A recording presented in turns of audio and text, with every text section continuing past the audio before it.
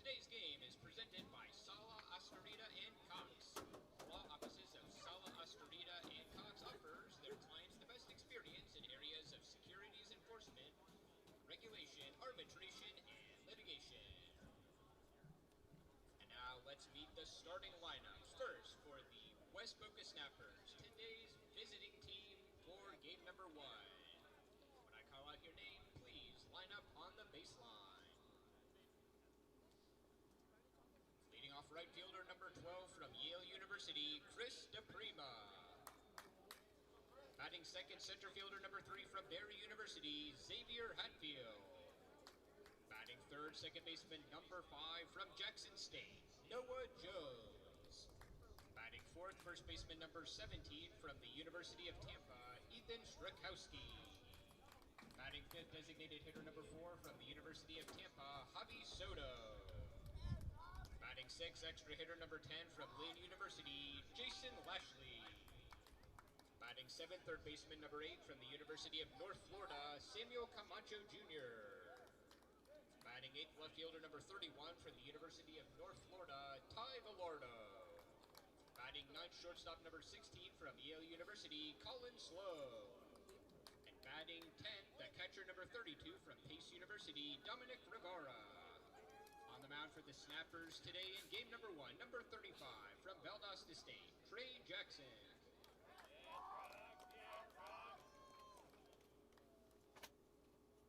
And now let's meet the rest of your West Boca Snappers. Number 29 from Southern University, Niall Banks. Number 36 from Lynn University, Sebastian Weimel. Batting number 23 from Hillsborough Community College, Ben Berisco. Number 28 from Palm Beach State, Cale Brannon. Number 34 from Valdosta State University, Zach Dodson. Number 22 from Lynn University, Lucas Henderson. Number 35 from Valdosta State, and your starter today, Trey Jackson. Number 13 from the University of Cal Irvine, Jacob King. Number 30 from Lynn University, Marcus Karinkowitz. Number 19 from Daytona State, Noah Miller. Number 26 from Valdosta State, Jaden Paranoa. Number 24 from Bergen Community College, Kevin Soltis. Number 21 from Palm Beach State, Zach Stefan. Number 25 from Dyersburg State, Marlon Takovich. And our final pitcher for the West Boca Snappers, number 20 from Dominican College, Daniel Chu. Now for the position players, number 14 from Barry University, Josh Hungler. Number 9 from Dyersburg State, Alex Whiteside. Number 6 from Barry University, Nick Edisis. Number 2 from Erskine College, Johnny Yesofano. Number 5 from Jackson State, Noah Jones. Number 16 from Yale University, Colin Slow.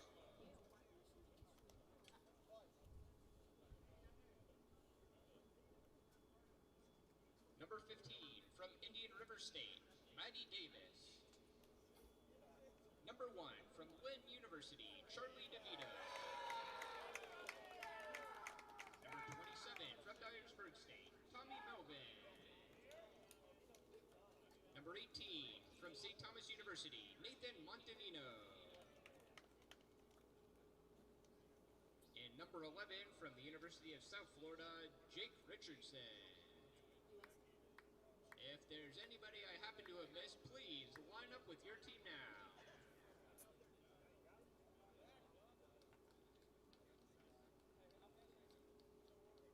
It's time to meet the visiting team Bat Boys. From West Boca Little League, we have Henry Thompson, Dylan Stone, and Nathaniel Sala.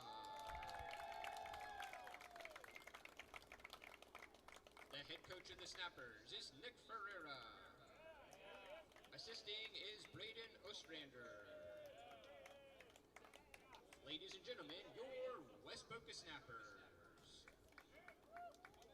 Now it's time to meet the designated home team, the Boca Raton Beach Boys.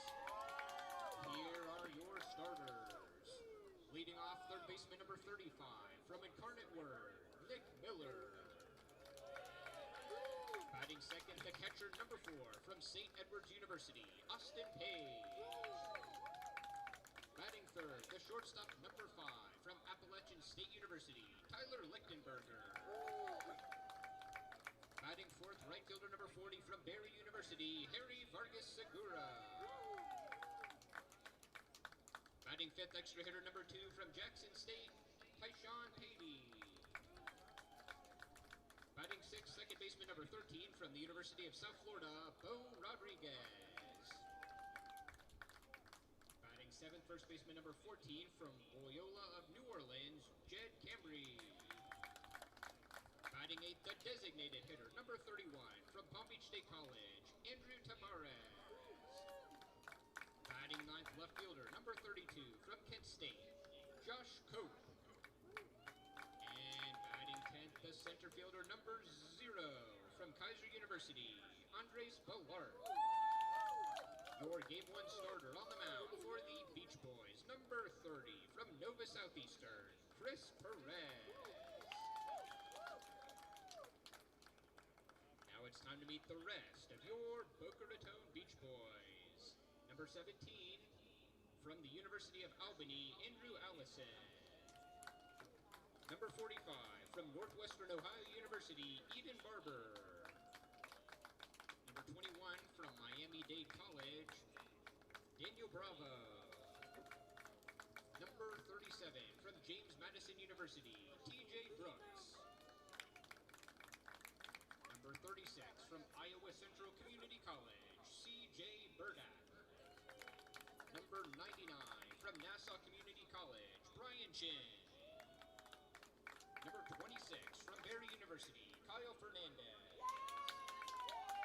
Number 33 from St. Bonaventure University, Justin Gottlieb. Number 38 from Embry-Riddle University, Carter Geschwin. Number 24 from Southeastern University, Cole Jones. Number 29 from Youngstown State, Dylan Letow. Number 22 from Incarnate Word, Ashton Perkins. Number 39 from Northeastern Junior College, Matthew Ramstad. Number 15 from Louisiana Lafayette, Alex Rosario. Number 34 from the University of Fort Lauderdale, Jaron Slusher. Number 30 from Berry University, Johnny Vasquez.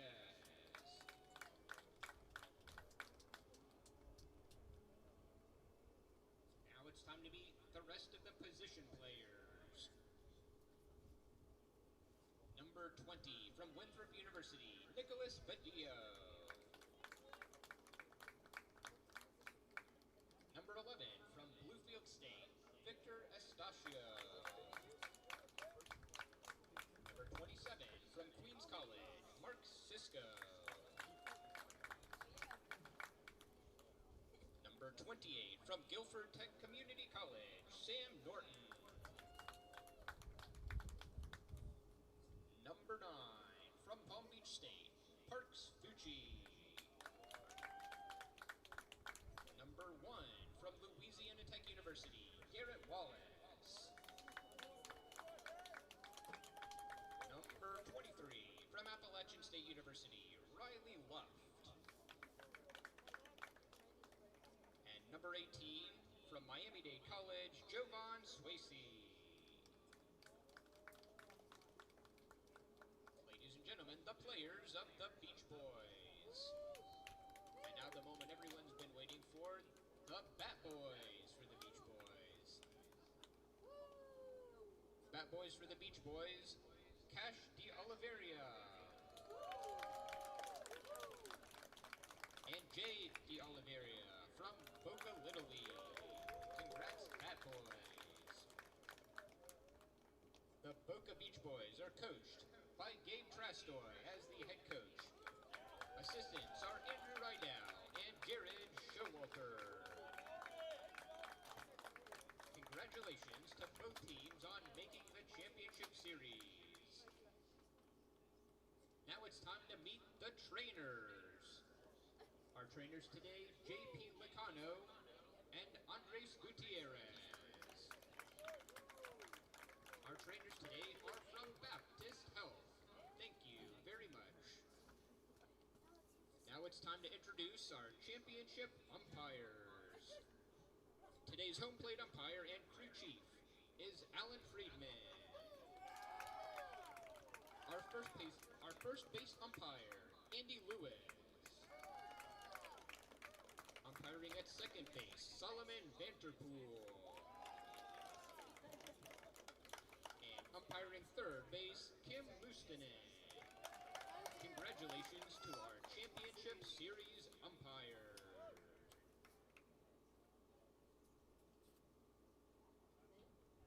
Ladies and gentlemen, we now ask that you please rise and remove your hats for the playing of our national anthem.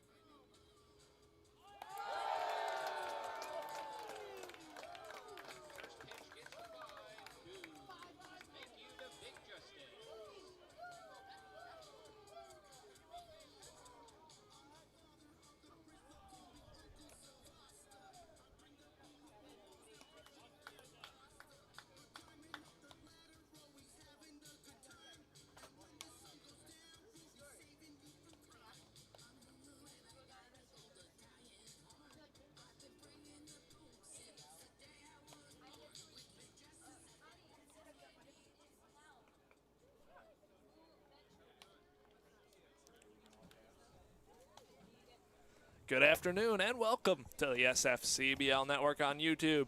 And today is game one of a three-game series, potential three-game championship series between the home Boca Raton Beach Boys and away visiting West Boca Snappers.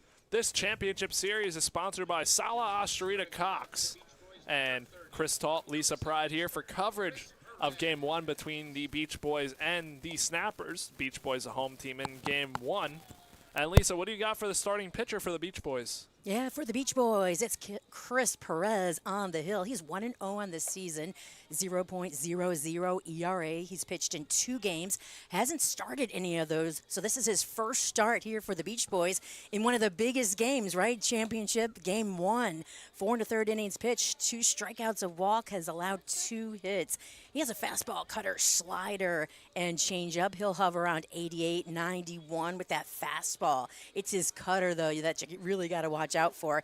He's a big team guy, and I found that out because he's so outgoing. He started talking with me pregame about MLB The Show. We'll talk more about that later, but yeah, just outgoing guy and a big, good teammate. And catching Perez on behind the plate is Austin Page, the 2-hole hitter in this Beach Boys lineup. And leading things off for the Snappers in this one is Chris DePrima, the right fielder from Yale. Following Chris DePrima, the 1-2-3 in this lineup is Xavier Hatfield and Noah Jones. So that'll be starting us off here in the top half of the first of game one of the SFCBL Championship Series. The Beach Boys winners of 9 straight, riding a hot wave heading into this one. And it's a hot day out here in Boca Raton. First pitch is underway, and in there for strike one. And we're underway in the championship series. It's 91 and sunny. A few scattered clouds in the distance, but other than that, we're in for a hot one today. So Perez ahead here, 0-1. The pitch hit foul into the screen. Snappers wearing their away uniforms today. Gold tops, gray pants. Beach Boys wearing their, as they called it, City Connect uniforms. Perez ahead here, 0-2 on DePrima. The pitch misses in, ball 1. The Snappers beat the Diamond Ducks yesterday 2-0. Zach Dotson went 7 strong innings, striking out 7, allowing no earned runs. No runs, period. And the Beach Boys upset the number 1 seed, the Palm Beach Extreme, as that one's popped up on the right side. Moving under it is the second baseman to make the catch for out number 1, and that is Bo Rodriguez. Second, center fielder number 3 from That'll bring us to the Snappers. The Beach Boys defense in this one. Lisa? Yeah, for the Beach Boys, Page is receiving Perez, Cambry at first, Rodriguez at second. Lichtenberger is at short, Miller at third. Left to right in the outfield, we've got Cope, Ballart, and Vargas. Now at the plate, we have Xavier Hatfield from Barry University with 1 gone here in the top half. The righty-lefty matchup from Perez, chopped foul down the first base line.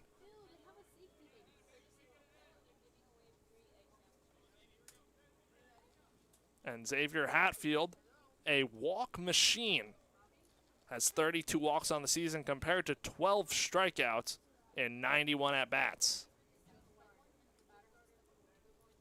So the 0-1 pitch to Hatfield from Perez is way outside for ball 1.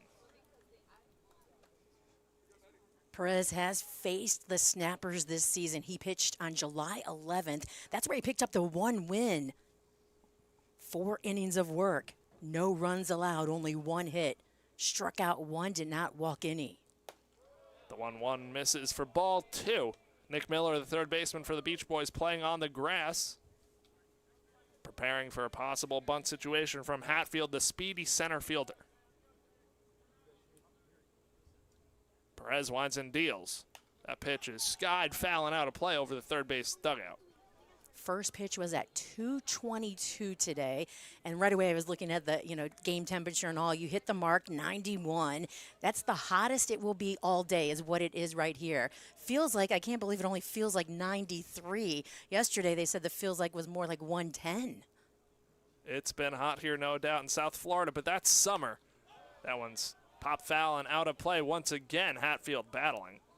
The winds are about 12 miles per hour gusting. I was low down on the field with the guys during BP, and you can see that straight away center field, there's an American flag. It does not flutter very much, but there is wind. We feel the wind up here. And talking to the coach for the Boca Beach Boys. That one's in there for strike 3, looking Hatfield down, 2 gone here in the top half. And now the second baseman, Noah Jones, coming up to the plate. So I was talking to Andrew Rydell, and he mentioned how, and he was telling the guys too, hey, you know, you don't feel the wind is much low, but it's up high. So the wind is up high here. It's blowing off of, you know, we're getting the sea breezes and everything. That's what he said. He said, I bet you it's whipping it up. He's like, the waves are probably really high and crashing and really mixing it up over at the ocean, which is only a few miles away from here. First pitch to Jones is in there for strike 1. And Perez looking to make quick work here. Got the first 2 outs. And Jones, the third hitter in this lineup. Perez deals the pitch. That one misses outside, ball 1. Noah Jones, hitting .227, has a homer and 7 RBIs and 44 at-bats this season. See the flag kind of blowing out there for once from left to right. So up high, you are getting those wind gusts. That breaking ball misses in on the hands of Jones. So ball 3 here. Jones looking to get on base for the first time in this one and get the first base runner of this game.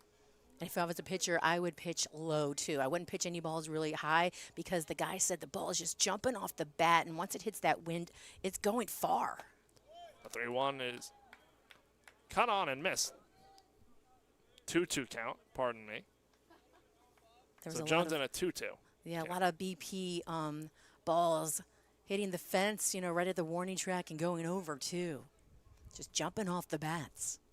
It's a good day for baseball when it comes to hitting. The 2-2 is hit foul and out of play over the right side berm and over towards the basketball courts behind us.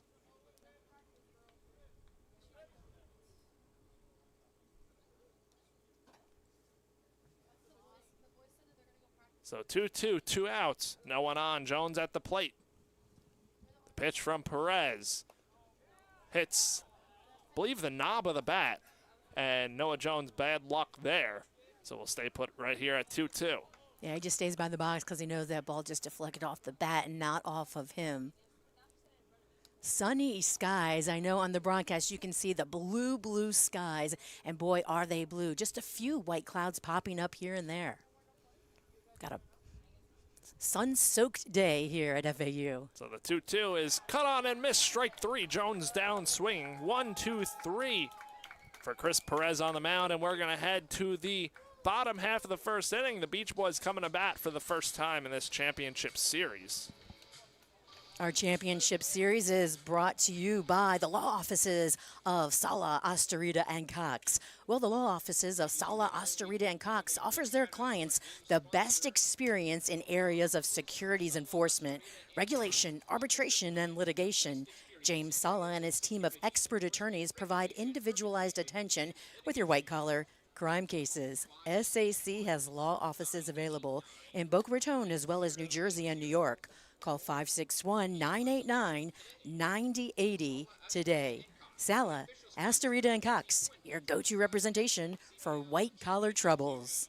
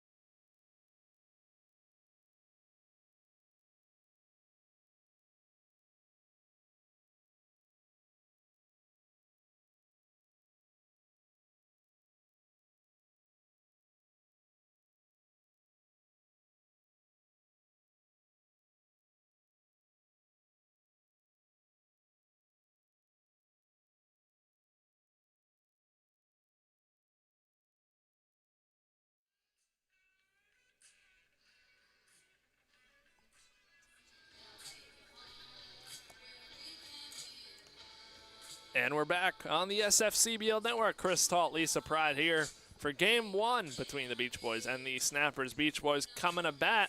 And pregame, Big Justice social media star throughout the first pitch to Nathaniel Sala. The Sala Ostrita Cox, our sponsors for this championship series. So once again, thank you to them on behalf of the SFCBL. On the mound for the Snappers in this one, right-hander Trey Jackson. Jackson from Valdosta State comes in 25 2/3 innings pitched. 6 games starting. This is his 7th to a 2.80 ERA and a 2-1 record. Last time out against the Blazers on July 15th, he went 1 inning, giving up 2 earned runs on 3 hits and also walked 2. So looking to change the tide here against a hot Beach Boys team with Nick Miller, the third baseman, leading things off.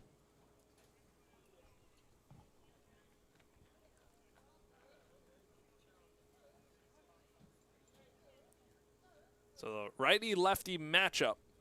Jackson deals a pitch. Misses ball 1. So Jackson 2-1 on the season, 2.80 ERA, 28 strikeouts this season. He has a fastball, curveball, and change. So a 1-0 to Miller. It's taken low, ball 2. The defense in the outfield for the Snappers. Ty Velardo in left, Xavier Hatfield center, Chris DePrima in right. Doing the catching for Trey Jackson is Dominic Rivara out of Pace University. 2-0 is skied out into left field. Velardo under, barely has to move and makes a catch for out number 1.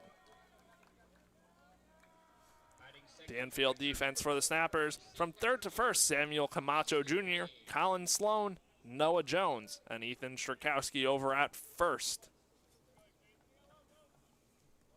Now Austin Page, the catcher, coming up the 2-hole hitter in this Beach Boys lineup.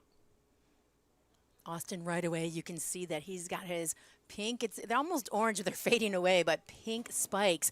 He didn't have them his first at-bat yesterday.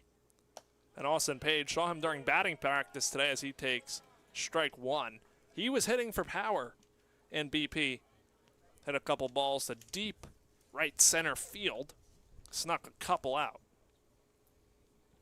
So the 0-1 from Jackson. It's a fastball that misses outside, ball 1. Yeah, the reason he didn't have his spikes on that he has right now, those colorful ones, is because they were so wet from being soaked from playing. So he actually had them up on the fence on the poles drying out yesterday, and then he just had to put them back on for a second at-bat. His first at-bat, he borrowed the white cleats from Vic Estacio. So it helped him out, you know, got him through that first at-bat, but then back to his pink ones here where he's most comfortable. I gave him the hint of, I said, you got to put some newspaper in it. So the 1-1 misses low, ball 2 on Page. Page has a homer and 11 RBIs on the season, hitting .325. And Trey Jackson looking to match what Chris Perez did in the first. The pitch is in there, strike 2. It might not happen early, but Page comes through for the team in Game 1 of the first round in the North in the Division Finals. Walk-off double off the bat of Austin Page. Comes through in the clutch. Pitch ripped foul down the first base line. And then yesterday, the rally was started where the Beach Boys racked up the runs. They had 6 hits in a row, 7 that inning. It was in the 8th inning, I believe, 6 in a row, and 5 runs scored. He started it by sliding head first into first base. That one's cut on and missed, foul tipped into the glove of Dom Rivera for out number 2. First strikeout of the game for Jackson. And that's going to bring up the shortstop, Tyler Littenberger. Yeah, Austin, I talked to him about it, you know, as far as when did he decide to slide head first, you know, into first? And he's like, well, I saw that the ball, it was like a check swing, out of the reach, you know, out of the pitcher, was going to be hard for the second baseman. He said he knew it'd be a close play. And as he's running down to first, he was like, the best thing to do is to slide because that's what's going to get my team like energized and like, you know, really excited about it. He goes, if I would have just beat it out regular, they wouldn't have been as excited. So that's what he did. He did it for the team. He said, I like getting dirty. First pitch to Littenberger is pop foul and out of play. Littenberger from Appalachian State out of the Sun Belt. And Littenberger has 6 RBIs on the season, 31 at-bats against the Extreme. Just yesterday, he had 2 hits and scored 2 runs, so crucial part in their win, as that one's fouled back. 2-0 win. That was, that was it. Those 2 runs in that 1 inning.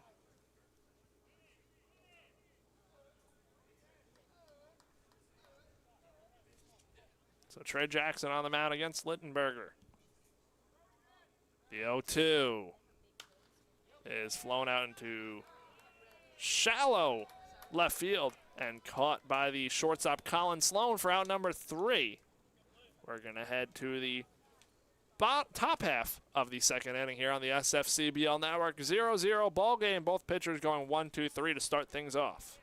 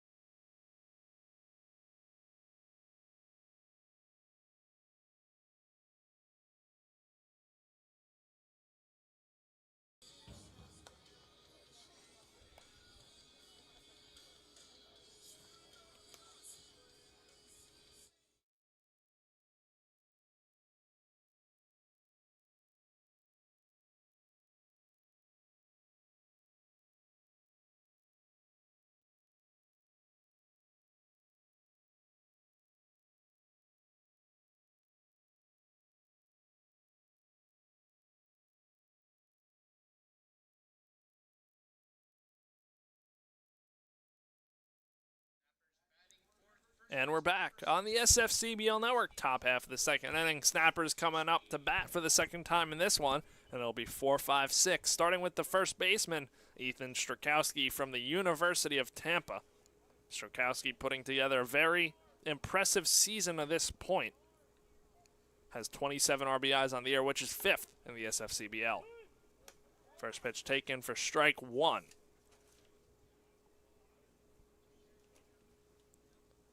Nick Miller playing on the edge of the grass for the Beach Boys at third. The pitch is hit up the middle and fielded on hot by Lichtenberger, and the throw low, pick not made by Cambry.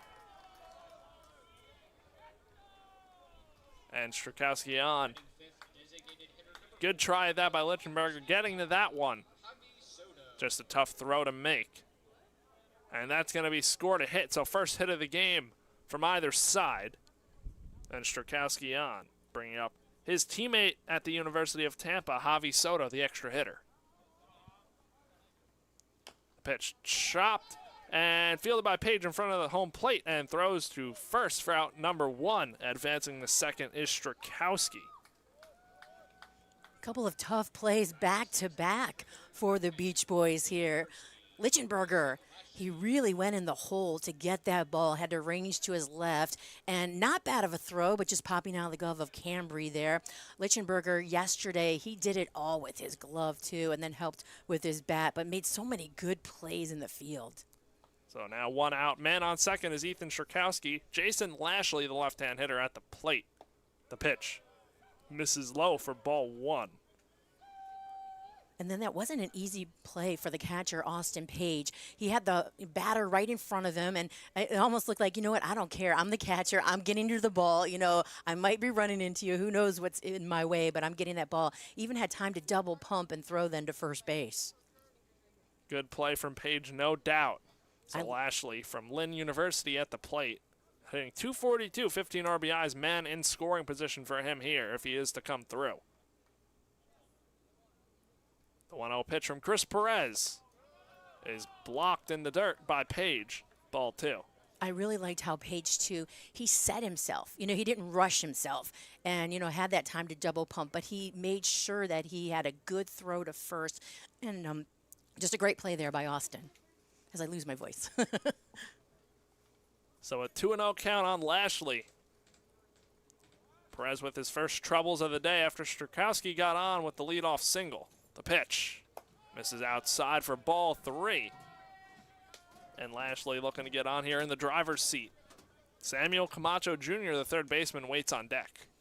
Lashley played third base yesterday in the 2-0 win.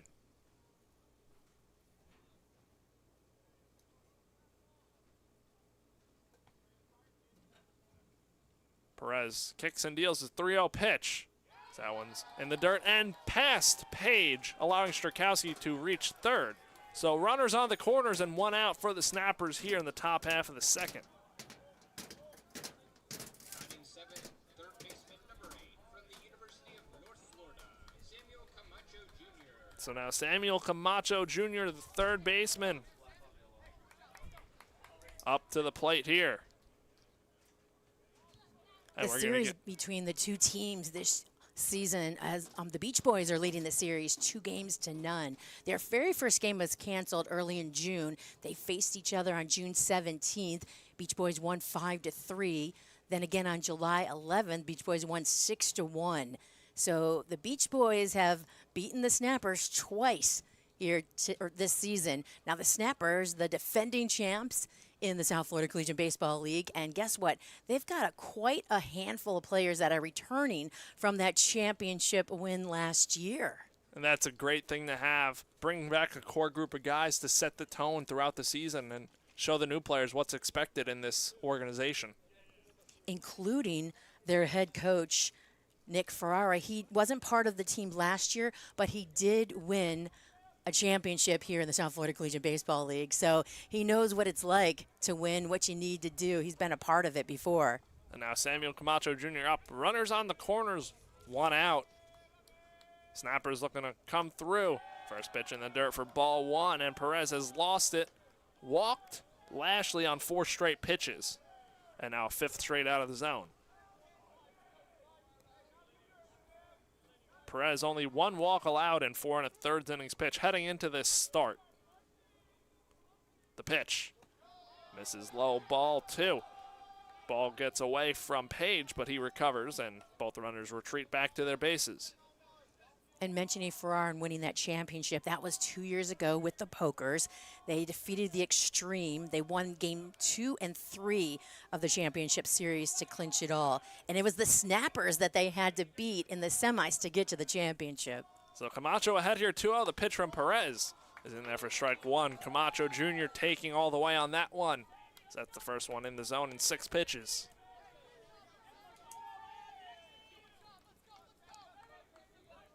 And in these playoffs, really all season long, but it elevates itself in the playoffs. You want to put the ball in play and play good fundamental baseball as that one skied out into deep right center field. Going back is Ballart, and that's going to drop. 1 run in. Strakowski scores, and an RBI double for Samuel Camacho Jr., and the Snappers draw first blood here today.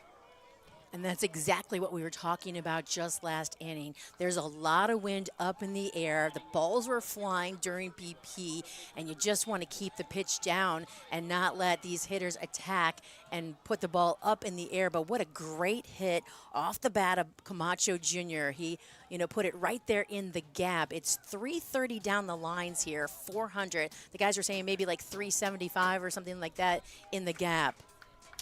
And big job there from Camacho Jr. The first pitch to Ty Velardo, the left fielder, misses outside for ball 1.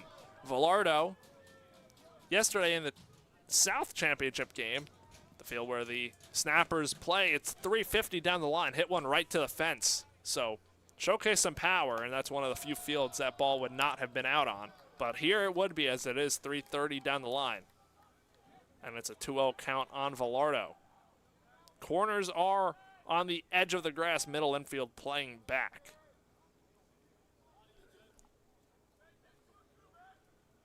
Chris Perez looking to pick it up here. Pitch to Velardo is cut on, fouled. towards the Snappers dugout. Yeah, Velardo was one of our players of the game in our broadcast way back in June because of his bat. And Ty Velardo ahead here, 2-1. Perez set on the rubber. He kicks and deals. The pitch. Skied mile high and out of play onto the berm. And it's a 2-2 count. Watching that ball, I see all the fans out here on the berms on both sides. They've brought their canopies and their tents and have the shade and, you know, and then also right here in the stands, the umbrellas are popped up. So we've got a great crowd here in Game 1 of the championship series. So 2-2, 1 out. Perez and Velardo. The pitch is cut on and miss. Velardo chases in the dirt. Page throws to first, and there are 2 gone here in the top half of the second inning. And a big strikeout there from Perez. Definitely needed that with the runners on second and third. And so key for Austin. He had to look the runner back at third before he threw to first because he did not want another run to cross the plate here for the Snappers. So he looked the runner back at third, threw over to first. Quickly, Perez was coming home to cover if needed, and Austin was getting back to the plate. So 2 outs, bringing up the shortstop, Colin Sloan from Yale University. Teammates with Chris DePrima, the leadoff man in this Snappers lineup. So we see a couple sets of college teammates in this Snappers lineup, 2 from Tampa, 2 from UNF, and 2 from Yale. First pitch to Sloan, misses for ball 1. That was when I was talking to the Snappers on Ryan Lamb, the general manager of the team, and he said, you know, these guys, they won last year. They like coming back year after year, and then they bring a friend, bring a teammate, and it's been really working out well. And that also helps from the team gelling because you know someone you're more comfortable. As Sloan takes a big cut and misses at that one, so a 1-1 count. And DePrima, Sloan's teammate, he was actually teammates with Nick Ferrara on the Pokers when they won the championship. And, Nick's now coaching, and Chris is playing for Nick here with the Snappers. So many connections. The pitch from Perez is chopped to Lichtenberger at short. He's going to first for out number 3. 1 run, 2 hits, 2 men left on base, and we're going to head to the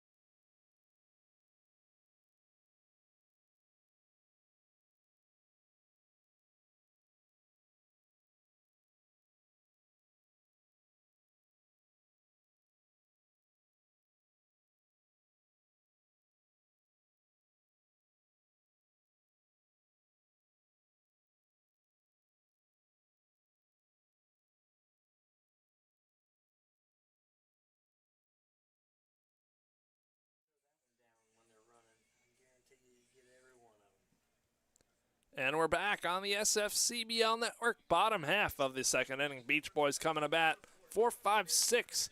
Starting with the right fielder, Harry Vargas Segura. And Trey Jackson went 1, 2, 3 in the bottom half of the first. And now the dangerous Vargas Segura coming up. The righty-lefty matchup. First pitch swinging, and that one's flown out into shallow center field. The shortstop Colin Sloan is under it for out number 1. And 1 pitch, 1 out for Trey Jackson. So now Tyshawn Patty, the extra hitter, coming up, the 5-hole man in this lineup. Patty plays all over the infield. Seen him play second, short, and third this season. And first as well. Yeah, yesterday at first base for the first time this season.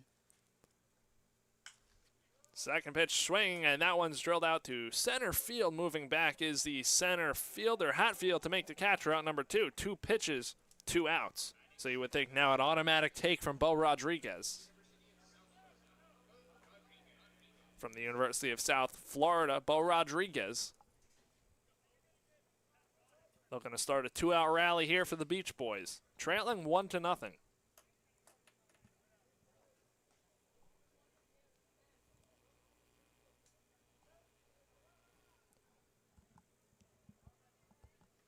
Jackson winds and deals. The pitch. Fastball in there for strike 1.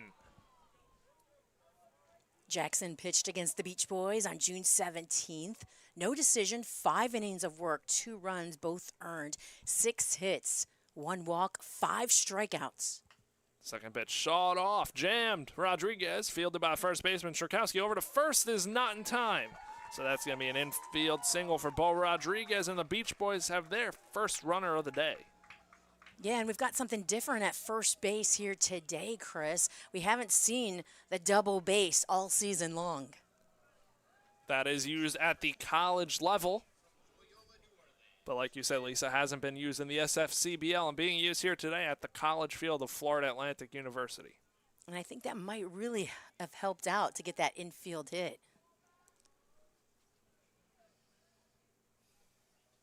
So runner on first and 2 outs here. That one's chopped up the middle and out of the reach of the diving Colin Sloan. 2 consecutive 2-out hits for the Beach Boys.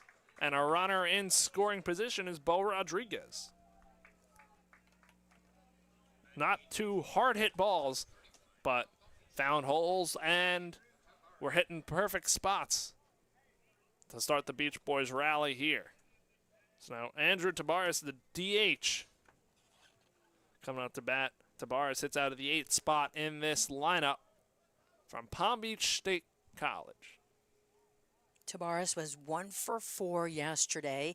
It was the 8th inning when Rodriguez and Canterbury were part of that big hitting attack on the extreme. Started off with Austin Page, but the 2 on that you see right now were part of that. Jackson deals. That one's fouled off and out of play. Beach Boys with 2 consecutive 2-out hits. After the first 2 outs were on the first 2 pitches of the inning. Now Jackson has something to work with here. Trying to get the snappers out of the inning and back in the dugout. The head here 0-1 on Tabares. The righty-lefty matchup. Camacho Jr. playing even with the bag at third. The pitch from Jackson. And Tabares did not go around. Snappers check down to the third base umpire. We have a 4-umpire crew today for the championship series. In the regular season, it started with 2. The playoff matchups went to 3, and now we're at 4. It's moved up each round. So a 1-1 count on Tabares. Beach Boys looking to break through here for the first time. The pitch from Jackson misses outside, ball 2. Taking a peek, too, we can see the bullpen for the home team for the Beach Boys. We can see a pitcher warming up the bullpen. Both bullpens are beyond the fences here in left field, the Beach Boys. So we can see a pitcher warming up. Now, on the other side for the Snappers, you can't see. There's no way to see. We can see the guys sitting up on high chairs above the fence watching the game, but we can't see if anybody's warming up or not. The 2-1 from Jackson is in there. Strike 2. Tabares takes. and broadcasting games here for Florida Atlantic, you look over into the FAU bullpen and you couldn't tell who was warming up. So as a broadcaster, you'd like to see that, but you'd have to look for the baseball, or most of the time they'll start throwing a football to get loose. So it'd be easier to pick that up than a baseball. I think quite intentional, right? They want to see what the visiting team's doing here at FAU, but they don't want to give away what they're doing. Smart strategy. A 2-2 count, 2 on, 2 outs. The pitch to Tabares is inside for ball 3. Tabares shuffles his feet out of the way.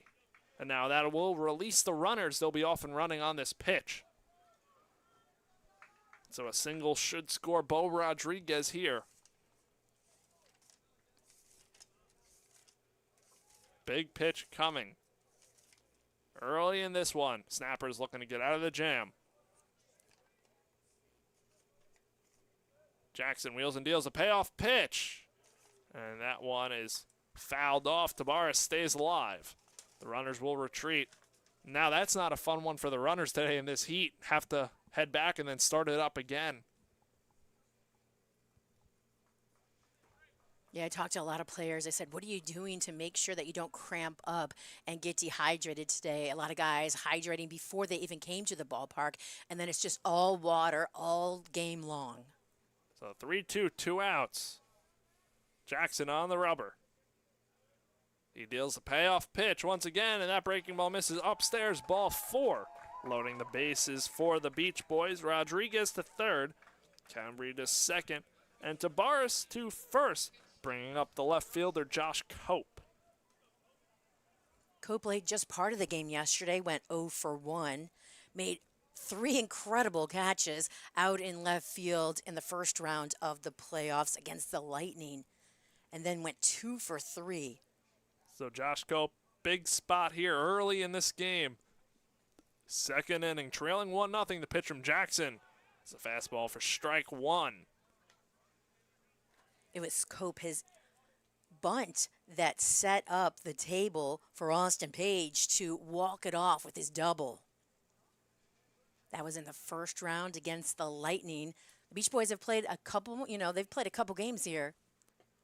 Cope takes ball 1, evening up this count 1 apiece. Where the Snappers were the #1 seed, so they had the day off when the Beach Boys were playing the Lightning. And that day, too, that game, the Beach Boys used 7 pitchers. So we'll see today who's ready and up, to go. Certainly in an elimination game like that one was, you don't want to leave anybody untouched. You can't go back to them if you lose. That one's taken strike 2, so Cope in a 1-2 hole here. Jackson looking to get out of it. Again, first 2 batters of this inning retired on 2 pitches and 2 singles and a walk to load the bases for the Beach Boys.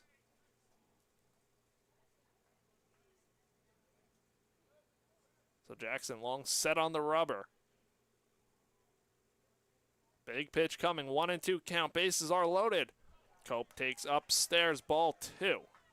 I noticed another thing in the bullpens, that over on the right side where you said that's FAU's bullpen, they've got the nice overlook. They can be in the shade and there's room for all the relievers. Then you look over for the Beach Boys. They're in the sunshine. They have a beach umbrella and they've all got to huddle underneath that one beach umbrella to stay out of the sun.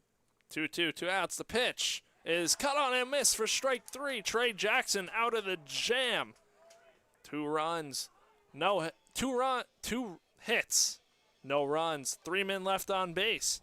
And we're going to head to the top half of the 3rd inning. Snappers leading it 1-0.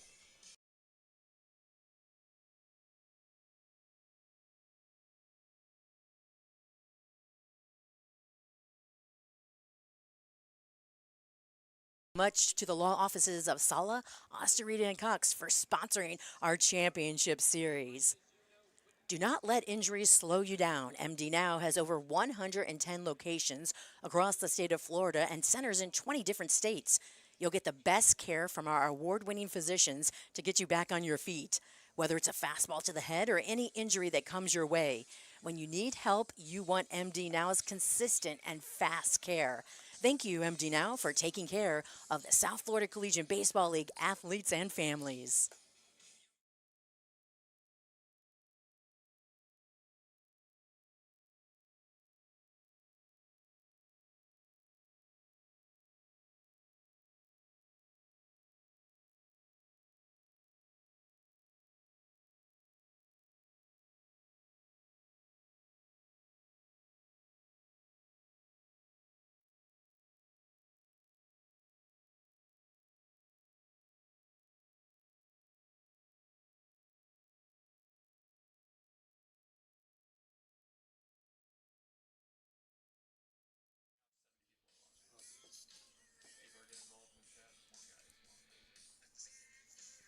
And we're back on the SFCBL Network. Chris Talt, Lisa Pride here. Top half of the third inning. Lisa will be taking over the play-by-play for the next 2 innings. And the Beach Boys trailing 1-0, looking to keep the deficit right here. It'll be 10 and top in the Snappers lineup. Dominic Rivera will step up to the plate. Thank you so much, Chris. Doing a great job on the play-by-play. We're so excited to be together here, working together in this championship series. Strike delivered, first pitch to Rivera. He's the number 10 hitter, the catcher in the lineup for the Snappers. Then it'll be up to the top of the order. DePrima and Hatfield all due up. Perez remains on the hill for the Beach Boys. Pitch delivered, and that's away to the righty. And we both spoke to Rivera pregame. He's one of the holdovers from last year's championship team, getting the nod here in Game 1, starting behind the plate. Giving us all the insight on Trey Jackson. Next pitch inside, trying to brush Rivera off the plate. 2 balls and a strike to the catcher. And we spoke about how hot it was before the game. We were talking about that with Rivera. And he said, drinking his energy drink there. He said he'd rather play in this hot weather than the cold weather when he plays up north for college baseball. Off the end of the bat, pop up, right side. Going back is the second baseman, calling him off, though. Vargas in right. He'll make the play. Rivera's retired as he flies out to right. That will bring up the right fielder, Chris DePrima, the leadoff hitter for the Snappers. He's 0 for 1, popped up to second his first trip up. I was agreeing with him, too. I do like the heat, because it's just, I feel like heat generates heat. You sweat anyways while you're playing.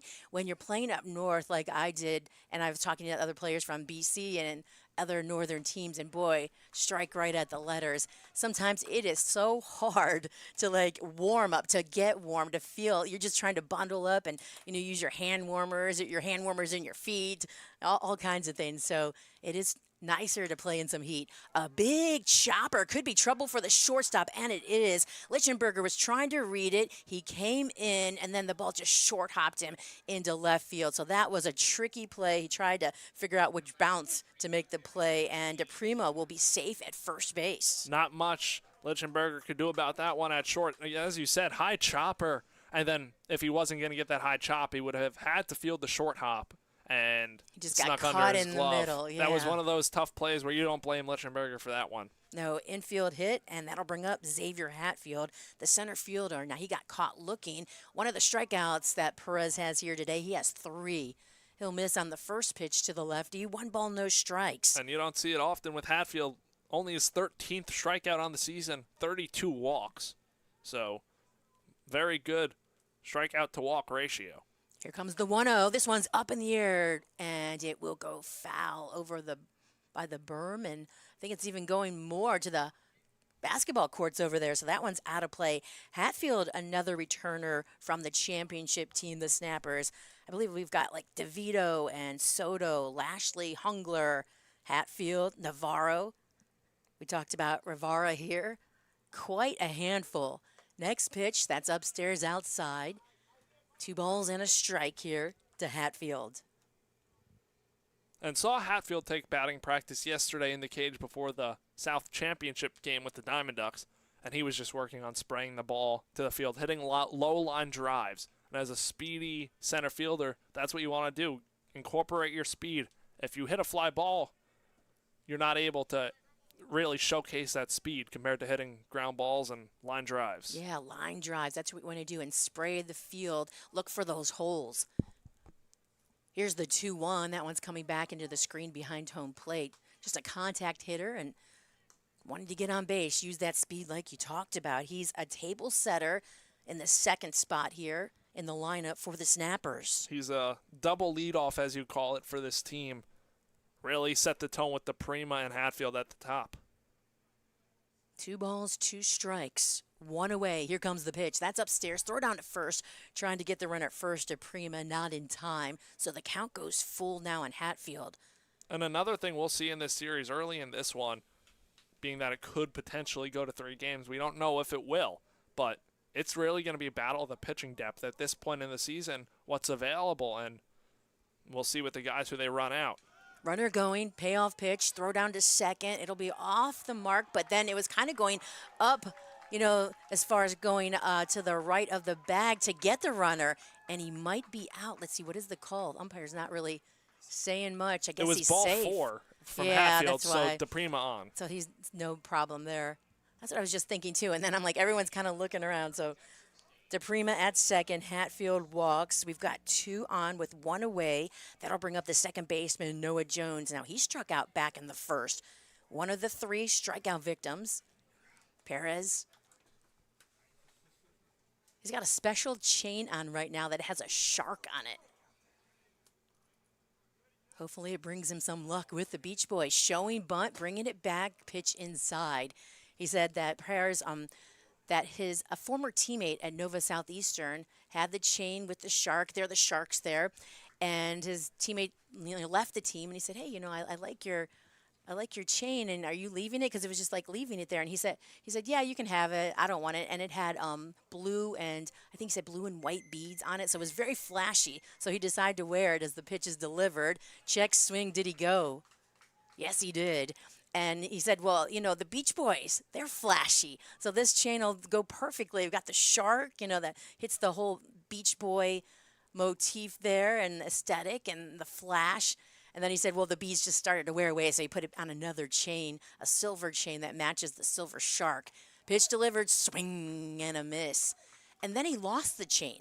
And I think it was just yesterday, he said he was working with his dad, and they were working on, as far as a dryer, fixing the exhaust fan, pulled the dryer out, and he found his shark chain.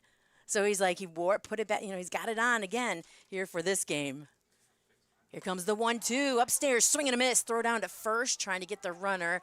And he's safe back at first base as quickly Hatfield slides in. So now there's 2 down as Jones swings and misses. And that's a huge strikeout because Strakowski now coming up to the plate, already 1 for 1 in this game with a single. And Strakowski, the most probably dangerous hitter in this lineup, power hitter, drives in lots of runs as we've seen 27 runs driven in on the season. And an RBI opportunity for him here. Yeah, so Strakowski will step up to the plate, the first baseman, bats from the left side. First pitch, he'll go wide of the plate. 1 ball, no strikes. Strakowski 1-1 today. Infield base hit, scored the first run of the ball games. That's how the Snappers have the 1-0 lead as Camacho Jr. drove in Strakowski in the second inning. And Strakowski also made some very good plays at first base yesterday defensively, so all around very good player for the Snappers team. 2 on, 2 away. Next pitch, strike at the knees. Strakowski. Not thrilled. Little pout there at the plate. That's why you got 3 of them. Talking about that shark chain. So when Perez had the shark chain earlier this season, they kept calling him Shark Boy. And because he's Cuban and the way you say the SH, they were calling him Chark. Shark chain. That ball will bloop into left center. It will be trouble. Rounding third base, being waved home. A run will cross the plate for the Snappers. Quickly on the throw coming in, sliding into second, safe is Ethan Strakowski. So a single that he stretched to get to second base, but he drove in a run here, and the Snappers are up 2-0. And an RBI opportunity here now for Javi Soto with runners on second and third.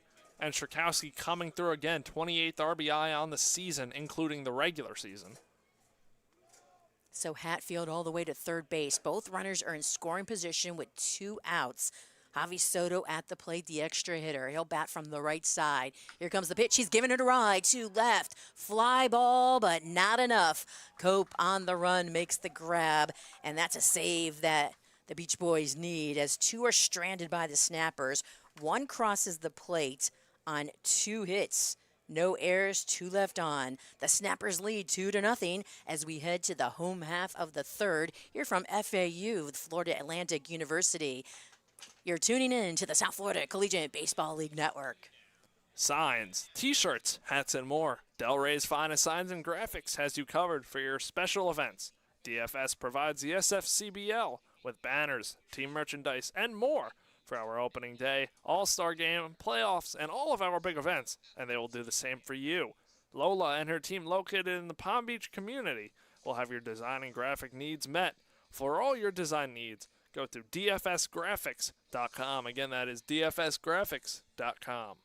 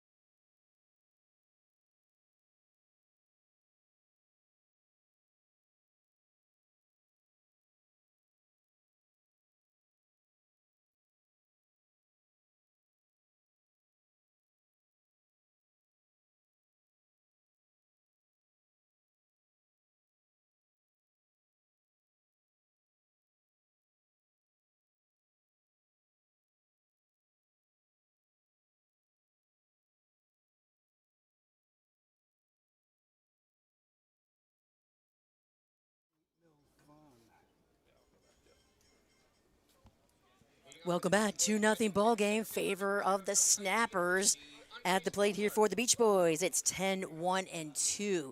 Righty-lefty matchup inside, right at the knee. Strike first pitch to Andres Ballart. And defensive changes for the Snappers. Charlie DeVito out in left field. And Ty Villardo, the left fielder, moves to first base. Hopefully everything's okay with Ethan Strakowski. He hit the RBI single. And if we have any updates on him, when we get any updates, we will let you guys know. Next pitch, strike. So 0-2 on Ballart. Miller and Page due up next. Next pitch. That just missed inside, right there at the knee level again. 1-2 the count. And Ballart, very convinced there, shook his head like, nope, that's not a strike. Knows the strike zone very well. Jackson remains on the hill. He's in his third inning of work. Here comes the pitch. That one's coming back into the screen behind home plate. We've got our windows open, so if one clears that screen, I'm ready to go. How about you? Oh, well, you've got your window down. You're protected. I'm ready to catch it. Maybe I'll open it up and it'll be a little competition. See who can catch more baseballs. You've got a couple guys next to you, too, that might help you out.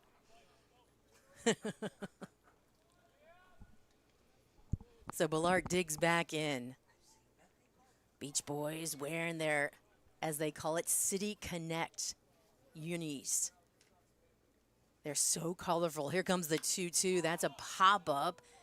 It'll go out to center field, right field over there. Boy, it was just moving all around. 4 fielders out there. And that could sometimes get very dangerous with communication and all of them closing in on that ball. But the Prima taking charge and calling that one for himself. He did. He had a lot of ground to cover. Backpedaling were the second baseman and shortstop, and even Hatfield had a lot of ground to cover as he was playing, you know, mid to deep center field, and he had to come in too. They did finally at the last minute the good communication there. So Ballart is retired as he pops up, and that'll bring up Nick Miller, the third baseman. He's 0 for 1. So this will start the second look at Trey Jackson for the Beach Boys lineup, and we'll see if they can put across a run as they trail 2-0.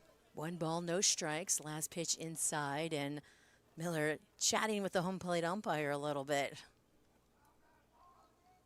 4 hits, 2 runs for the Snappers, 2 hits, no runs for the Beach Boys. Hard hit liner, but that will go foul. Hitting the deck, Andrew Rydell is coaching first base. And just out of the reach of Ty Velardo, the first baseman. Gabe Trostoy, he's coaching third head coach. 50 wins. He got win number 50 yesterday in the division finals. And Ty Velardo at first base was playing left field. Played travel baseball in an organization called the Owls, and now at the FAU Owls field. So 2 all balls Owls, and a strike. all Owls for Velardo. Doing a little yard work there is Miller as he fills in some holes by the plate. 2-1 the count to the lefty. Wiggling his black bat, slightly open stance. The kick, the pitch, inside strike. So 2-2, the count evens up. But Gabe, that is the head coach for the Beach Boys, you know, getting his 50th win in only his second season here with the Beach Boys. Very Beach Boys' impressive. first season last year. And their very first game, they beat the Snappers on a walk-off grand slam. Doesn't get better than that. So there's a little bit of bad blood, I think, too. I've heard a little bit about that game that Austin was telling me a little bit about, that he got tossed because he didn't think he really ran into the catcher per se, but he got tossed because he knocked down the catcher at home plate. So, and then with the walk-off grand slam, I don't know if you're ever going to like that team, right? 2-2, here comes the pitch. On the ground, fielded by the first baseman, that's Velardo. He'll race to first and beat out Miller, so there's 2 away. So now Austin Page, a catcher, 0 for 1.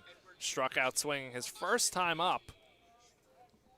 That'll bring up the catcher, Austin Page, 0 for 1. And Page looking to start a 2-out rally here. The Beach Boys started a 2-out rally last half inning but couldn't cash in. They ended up loading the bases. And looking to do the same here, but cash in this time. Well, Page, like yesterday, doing that head-first slide, he knows when to bring the energy and get his team up. He's kind of a team leader, the captain being the catcher. 1 ball, no strikes. He takes first pitch. It's low and away. He's from Texas. I asked him if he was going to be driving home, and he said luckily his dad's connecting him, and his car will be taken on a trailer for him as the strike is delivered, and he can fly home. He doesn't have to. He said, I think it's about 22-hour drive. After all this, you know, playing back to back to back, you're kind of tired. So getting in a plane and just a couple-hour flight is a lot nicer than being in a car for 22. Here comes the 1-1, swing and a miss. Little foul tip. 1 ball, 2 strikes, 2 away, no on. Beach Boys down 2-0. There was a coin flip to see who would be as far as the home team, visiting team. The Snappers won the coin flip. They decided to be the visiting team today, so they could be the home team tomorrow. And that's why the Beach Boys are the home team today. Another ground ball to the first baseman. Velardo this time underhands it to the pitcher, Jackson, and that will retire Page as he grounds out to first. So 1, 2, 3, down go the Beach Boys. No runs, hits, errors, or anyone left on. So we'll head to the 4th. We've completed 3 here from FAU in Boca Raton, Florida. This is the South Florida Collegiate Baseball League Network. The law offices of Thompson & Thomas will fight for you to get the compensation you deserve. Vehicle accidents, personal injury, real estate, workers' compensation, and more. Thompson & Thomas will have you covered. Thompson & Thomas will fight for you like family, treating your case with the specialized care we would want for our own. For top-level and caring attorneys, Thompson & Thomas has you covered. For a free consultation today, go to tntlegal.com. Again, that is tntlegal.com.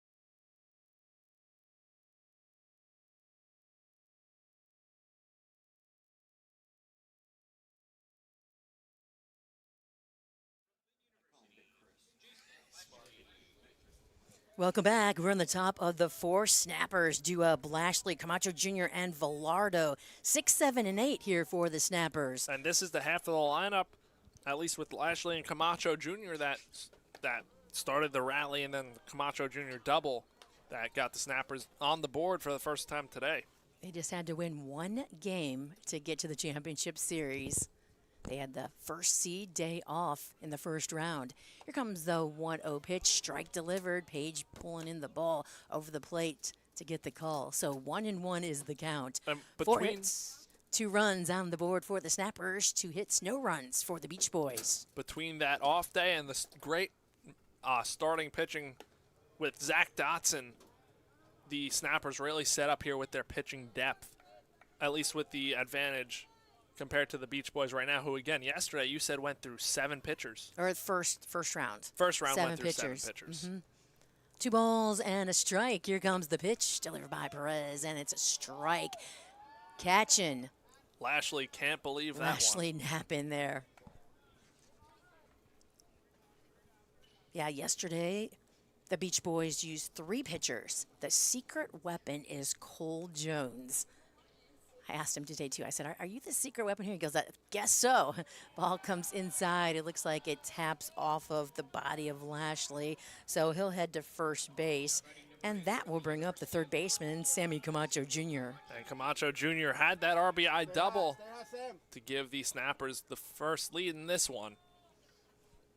Looks like we might have a call to the bullpen as the head coach for the Beach Boys goes out to the mound along with the infield. Chris said that his dad and mom are here today. Furman and Garida are both here, and they listen often. And it was with his dad that he was working on the dryer and fixing the exhaust fan and found that shark chain. So he has it back on here today. And he said when he's throwing the pitch, there's a lot of times that shark, it's heavy, and it smacks him in the face, like in the mouth. But it's been lucky for him. Hopefully it'll be lucky for the Beach Boys here today. You often see it with major league players now with the big chains on, and I wonder how they play with that and how they run with those when they're sprinting. Those things are bouncing up and down on their neck. Really, you got to tuck it in, but I see they don't know always tucked in. You wonder. Especially with Jazz, they're always out for show. They are. So at the plate, Sammy Camacho Jr., the third baseman. He's 1 for 1 today. Big double, drove in the first run of the ball game for the Snappers. This pitch will go away on the righty, so 1 ball and no strikes. Exactly what I'm thinking. And plus, they're not inexpensive. Those chains, do you really want to get them dirty and break it? Yeah, exactly. That's what I'm thinking. I forget who it was, but I think in this past All-Star game, there was a player whose chain broke during the game when they were running the bases. I forget who it was. 1 ball, 1 strike. And so, you usually get those timeouts. Maybe a guy lost a contact. You're going to get the timeouts where everybody's looking for the diamonds on the base path. Here comes the 1-1. That'll miss upstairs. All these pitches pretty close. 2-1 the count. Perez talked Gabe into letting him stay out a little bit longer on the hill. Alex Rosario did that yesterday. Looked like Rosario would come out, and then he talked his way to staying on the hill. And he even wanted to go back in the 8th, and it turned out, I believe it was the 8th, and then it turned out that he had thrown 92 pitches, and the rule is no pitcher can start a new inning after throwing 90 pitches. So he couldn't go out, and he really wanted to. Rosario just wanted to keep on pitching. It was his last outing. These are, for the pitchers, a lot of their last outings here in the playoffs. Here comes the 2-2. Hit hard on the ground, up the middle. That'll advance the runner, Lashley, 1 station to second base. So after getting hit by a pitch, Lashley at second, Camacho Jr. singles. And Camacho Jr. just like that, 2 for 2 on the day, only in the 4th inning. Swinging a hot bat so far. And now this time, Gabe, the head coach for the Beach Boys, signals to the bullpen. That'll be it for Perez. We'll take a quick time out here, and so we have the call to the bullpen with the Snappers leading 2-0. Our game sponsor today and all championship series is Sala, Astorita, and Cox, the law offices of Sala, Astorita, and Cox. This is the South Florida Collegiate Baseball League Network.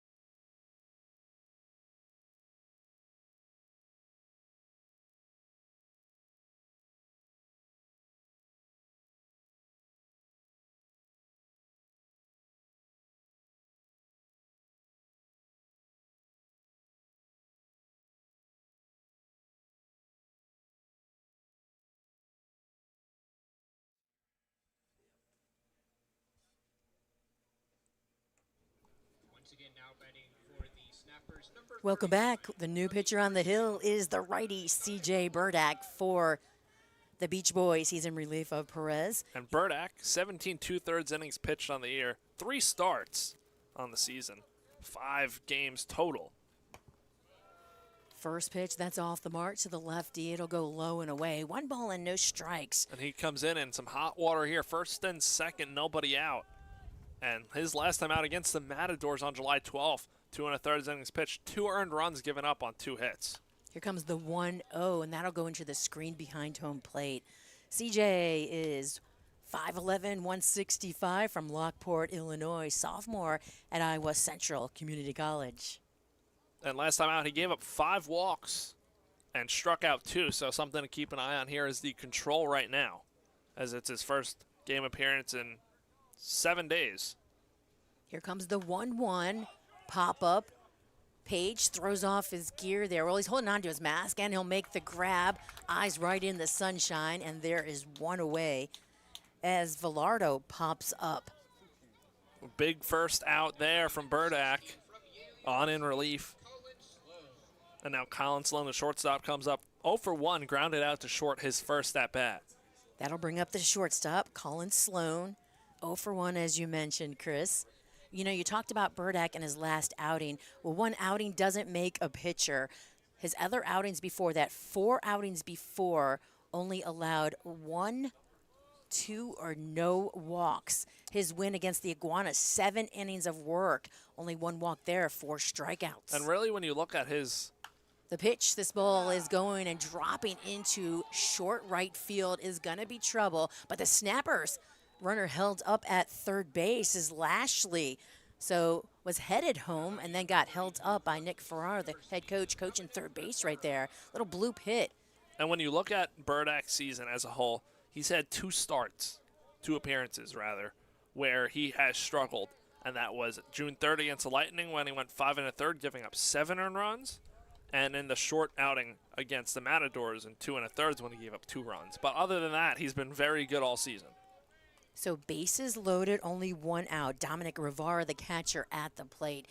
The experienced veteran, part of the championship team last season, takes first pitch strike. That dots the outside part of the plate.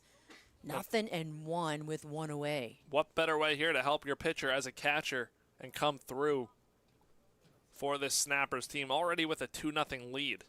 Slightly open stance, likes to lay his bat on his right shoulder until the pitcher comes sets. Then he hits it hard on the ground, past the diving third baseman, into left field. Here comes another run for the Snappers. They've got 3 on the board now, and the bases remain juiced for the leadoff hitter, the right fielder, Chris DePrima. And DePrima just singled and scored one of the other runs in this game. That came in the 3rd inning. And we're going to get a courtesy runner for the catcher, Dominic Rivera. The courtesy runner is number 18, Nathan Montegino from St. Thomas University, a junior from Lake Worth, Florida. Another little meeting on the mound here. Both coaches going out. It looks like They're Nick Miller, the third baseman, was pointing at something with Burdak. Yeah, they're pointing, and then they're showing that he needs some water. It's easy to get dehydrated here. He was warming up over there in the bullpen, full sunshine, and we just found out that that big tent that they have, it looks like a beach umbrella, is actually our broadcast tent. So thank you to Jacob Kelly for letting them borrow it. That'd be the only shade that they get out there. So, yeah, it's pretty easy to get dehydrated out here. I was actually talking to one of their other relief pitchers pregame, and that was Dylan Leto from Youngstown State, and was asking him about it, and he was saying, oh, I want to stay in this dugout until I got to go out there and warm up with this heat and just stay in the shade. So luckily now there's a tent out there. At the time there wasn't. I offered when I went into the Beach Boys dugout, because usually in dugouts, especially here in South Florida, they've got a big fan that'll be, blows for the players to cool them down. I said, hey, well, I've got a fan in my car if you need it that we've used for our games during the games to broadcast. They said they were okay, though. They might be wanting that fan tomorrow, realizing how hot it really gets. No circulation down there unless you get some wind blowing in. So DePrimo will step up to the plate. We're in the top of the fourth. Snappers are up 3-0. It's the best of 3 in this championship series. So today is game 1. Tomorrow at 1 o'clock, first pitch, game 2. And if necessary, game 3 will follow right after. From the stretch, the kick. Here comes the pitch that hits the dirt away. And Page right on top of it with runners on the bases. The bases are loaded. Page has really been impressive behind the plate with his defense. Made a good play earlier coming out to a ball and throwing a runner out at first, sticking with that pop-up. Yeah, he's from Texas, so this heat doesn't phase him a bit. He's always energized. Here comes the 1-0. That'll go out of play to the right side by the basketball courts next to us. Nice complex here. We've got hoops and a swimming pool behind us. I see some tennis courts. I bet everybody after the game just wants to jump into the pool. How about you, Chris? I'll be right behind you. Everybody will jump in on both sides. Here comes the 1-1. Up the middle, that'll go into center field. The throw coming in, run and going to the plate. Then the throw's cut off at the mound. So the Snappers are now up 4-0. So off the bat of Chris DePrima, the sac fly to drive in another run here for the Snappers. And a good at-bat by DePrima. Doing a job, getting a run in, and building on this lead. That brings up the center fielder, Xavier Hatfield, another veteran on the team. Got his championship ring on May 31st, opening day of this season. 0 for 1 today, struck out looking in the first, walked in the third. So there's 2 on and 2 outs. Sloan at second, Rivera at, actually. The courtesy runner, Montagino over at first. Here's the 1-1. That's a strike.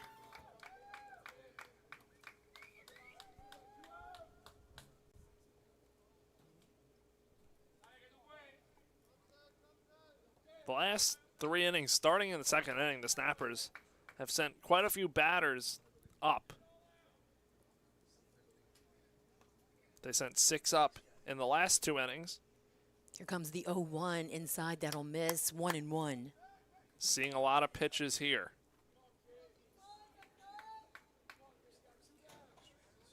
And again, now as we get into this Beach Boys bullpen, this really tips the advantage to the Snappers, with the Beach Boys already having a short pen here. Pop up left side. Going back, Miller. He's at the line, then goes to his left, brings it in.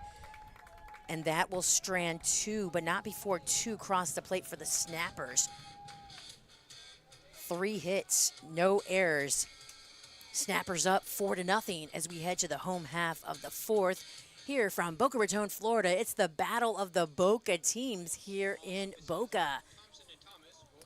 This is the South Florida Collegiate Baseball League Network. There's nothing better than leaving the ballpark to get some cold beers and hot chicken wings and great times with friends and family. The Duck Tavern has been whipping it up for the South Florida community for years and is now the official local restaurant of the SFCBL.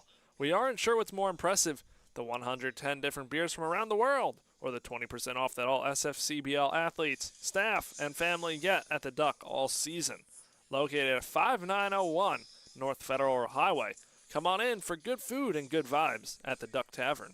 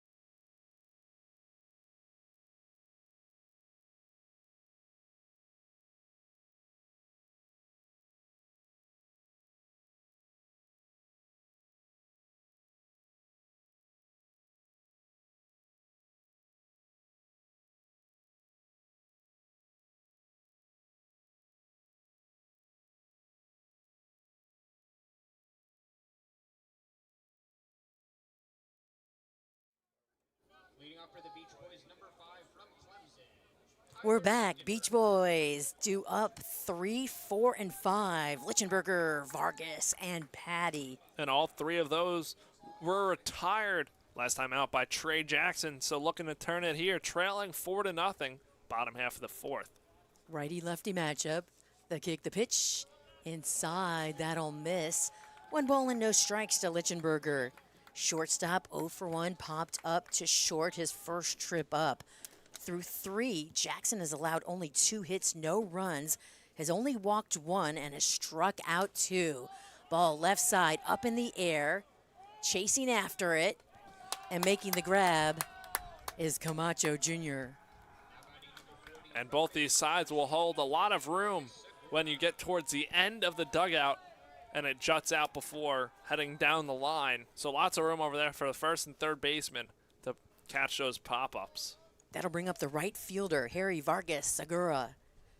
Vargas popped up back in the second. He's 0 for 1. He'll step in on the left side of the plate here, facing the righty on the hill. I feel a slight breeze, and I see the palm trees next to us blowing a little bit, so a little breezy. Ground ball, scooped up by the second baseman. Quick throw, even though he's running in.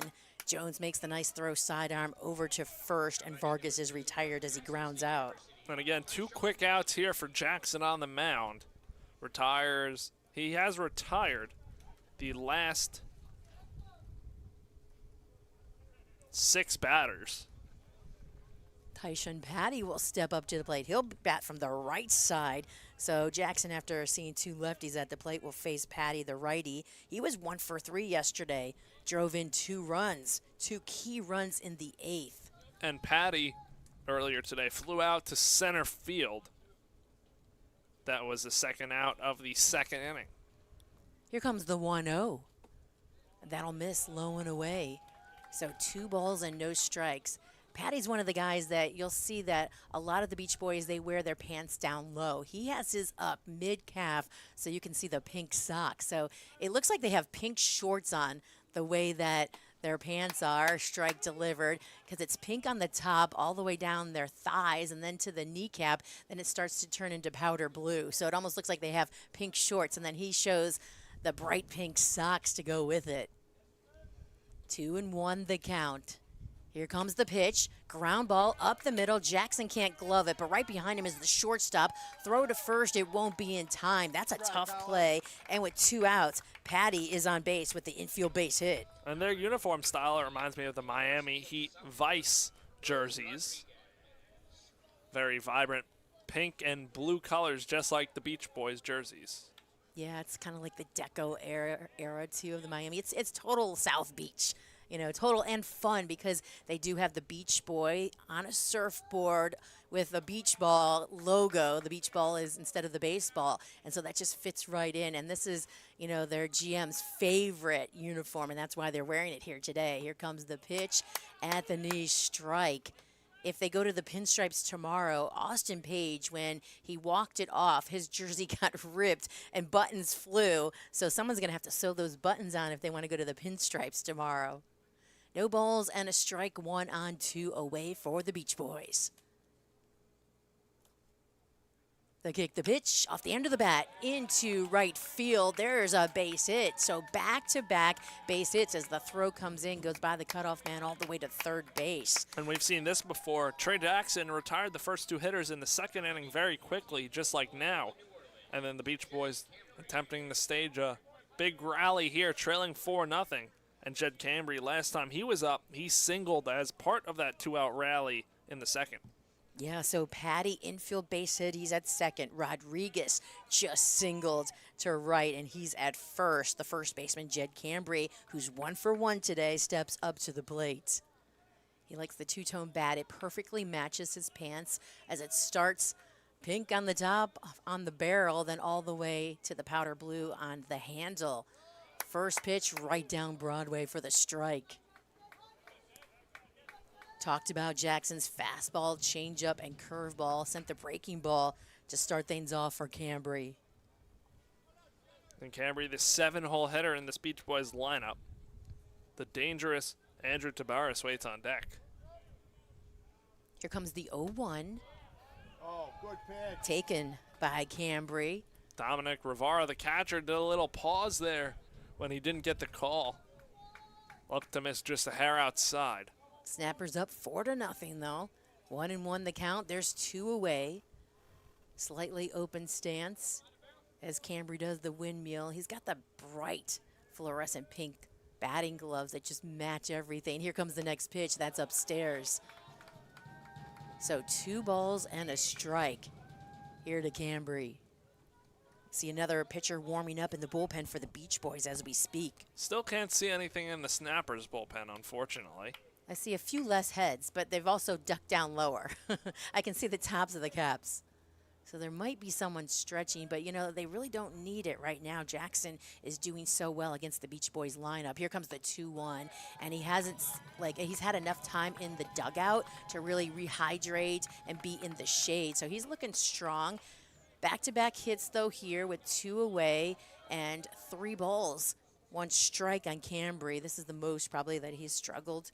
See, right away he attacks and gets the first 2 hitters, usually on just a couple of pitches, and then after that is when the Beach Boys have been getting after him with 2 outs. And also, some of these hits that we've seen off of Jackson, they've been little infield hits that have just found the right spot. So it's not like he's getting hit hard.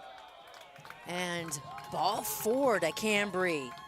He'll head to first base. The bases are loaded again for the Beach Boys. They were loaded in the second, and the Beach Boys weren't able to come out with a run at all. Not 1, not 2, nothing at all. So Patty advances to third, Rodriguez to second, Cambry at first base. And Nick Farrar will come out to the mound, though. We'll have a mound visit right here. And it was Andrew Tabares in the second that loaded the bases with 2 outs before Josh Cope struck out. So Tabares here looking to come through. Already on base once today. On base with a walk. You can't, ever let down against these Beach Boys. I've learned in the last couple of days, and they are confident and they believe in themselves. They've won the regular season series against the Snappers 2-0, 5-3, 6-1 victories. And especially on this 9-game winning streak for them, playing with all that confidence. I'm sure they're still confident in this dugout, saying we could hang with this team. They've gotten runners on in this game, as we said in the second inning, just haven't cashed through yet. Bases loaded, 2 outs. Righty-lefty matchup. Tabares at the plate, the designated hitter. He awaits the pitch. Jackson kicks, delivers. That'll go upstairs. So 1 ball and no strikes. And this Beach Boys crowd is loud over by the dugout. Yeah, they're on their feet. Lots of cheering for the Beach Boys. The Beach Boys certainly one of the biggest brands in this league with AJ and Big Justice. And here comes the 1-0. This ball is getting a ride into right field, and it will drop, hit the track, knock off the wall. Here comes a run for the Beach Boys. Make it another one. And that double has cleared the bases for the Beach Boys. They put 3 on the board off the bat of the designated hitter, Tabares. And just like that, back in this game, only a 1-run lead now for the Snappers. Beach Boys pour out of their dugout in excitement. How can you not be excited? A big double with 2 away, bases loaded. That ball was just inches of going over the fence and being a grand slam. And so with a runner in scoring position, Josh Cope, the left fielder, will step up to the plate against Jackson. Cope 0 for 1, struck out swinging last time up. Swing and a miss, 0-1 here on Cope. Now Cope with an opportunity to tie this game up and erase the 4-0 lead for the Snappers, already now 4-3. Beach Boys just down by 1, Snappers up 4-3. Here comes the 0-1. Cope takes, that's low and away. 1 ball and 1 strike. Is there a drum out there too? I hear somebody beating something. I don't know if it's the seats, what it is that someone's beating on like a drum. Beach Boys with a lot of excitement heading into this game. Could have said surprised. 9 games ago for the Beach Boys. They were on the cusp of really not making the playoffs, and then they went off on this run, and here they are. The 1-1 slapped on the ground, left side, fielded by the third baseman. Long throw to first. It's in time. Josh was given the safe signal, so was Rydell coaching at first base, but the umpire right there at first said, nope, he's out. But the Beach Boys get on the board here. 3 runs off the bat of Tabaris with the double and the bases loaded. So 3 runs on 3 hits, no errors, and 1 left on. We'll head to the 5th after this timeout. This is the South Florida Collegiate Baseball League Network. Homeowners of South Florida, the 5 boroughs of New York, and New Jersey, we have the one-stop shop for all your home remodeling needs with GMNO Construction. GMNO specializes in kitchens, bathrooms, complete remodels, and now home construction. Call 973-315-7411 for a free quote today. GMNO Construction, a proud partner of the SFCBL.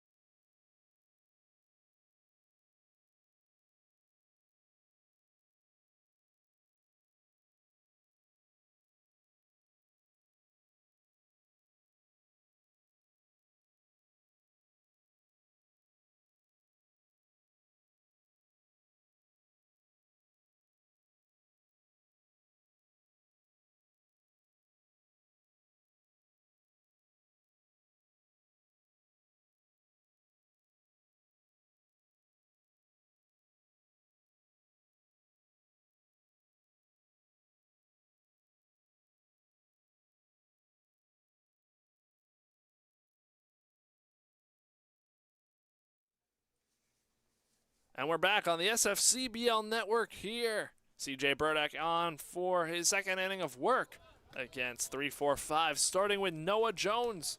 The second baseman has struck out twice. And Isaac Edelman, SFCBL broadcaster in the chat. Broadcaster for the Beach Boys all season long. Isaac, we're glad to have you here listening in to this one. Shout out to Isaac. He really helped us in the division finals and Worked in the with North both Division. of us, was working overtime, 2 games each day. And voice of the Beach Boys. So he had so much to tell us, you know, background on the Beach Boys. So a 3-0 count here on Noah Jones, the second baseman looking to get on base. Snappers gave up 3 last half inning, looking to add back to their lead here as it's just 1. And Jones draws a leadoff walk.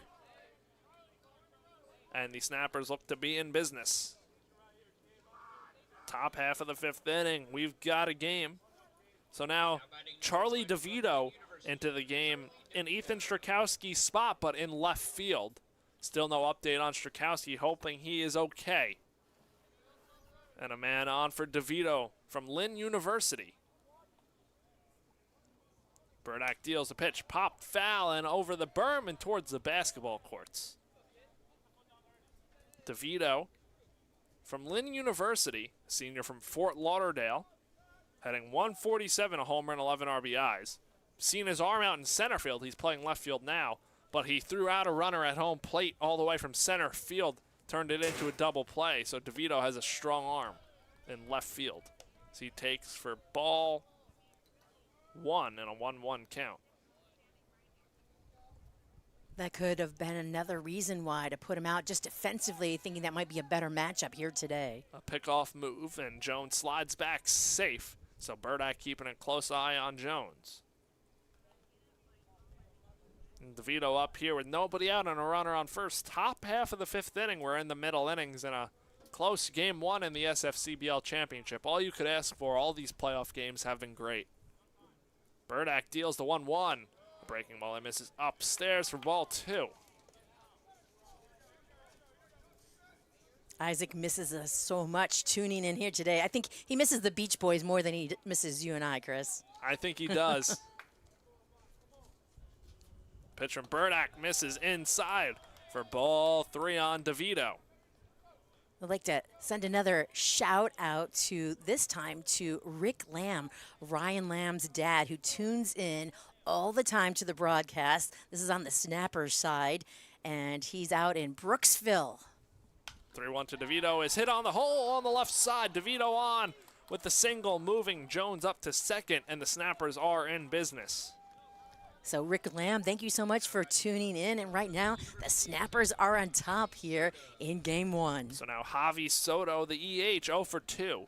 Flew out to left his first at bat. And runners on first and second. But we're going to get a pitching change. CJ Burdack done. And we're going to take a quick pause right here on the SFCBL network.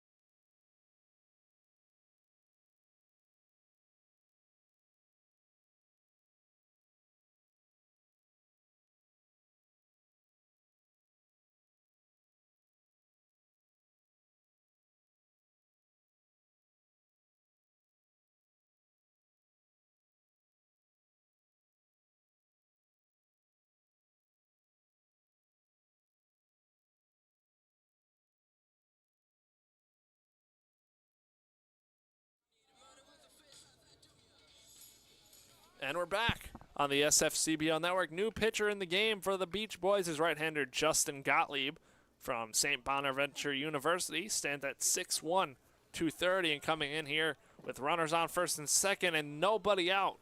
And Javi Soto at the dish. Gottlieb deals pitch, chopped foul. And Soto swinging first pitch. Gottlieb has pitched 10 innings on the season to a 5.40 ERA. Last time out against the Snappers, actually, on July 11th, went 3 innings, giving up 1 earned run on 2 hits and struck out 4. The righty-righty matchup, that one's cut on and missed for strike 2. And Gottlieb looking to save the Beach Boys here. Gottlieb from Boca Raton, Florida. So he's probably got some fans here in the stands.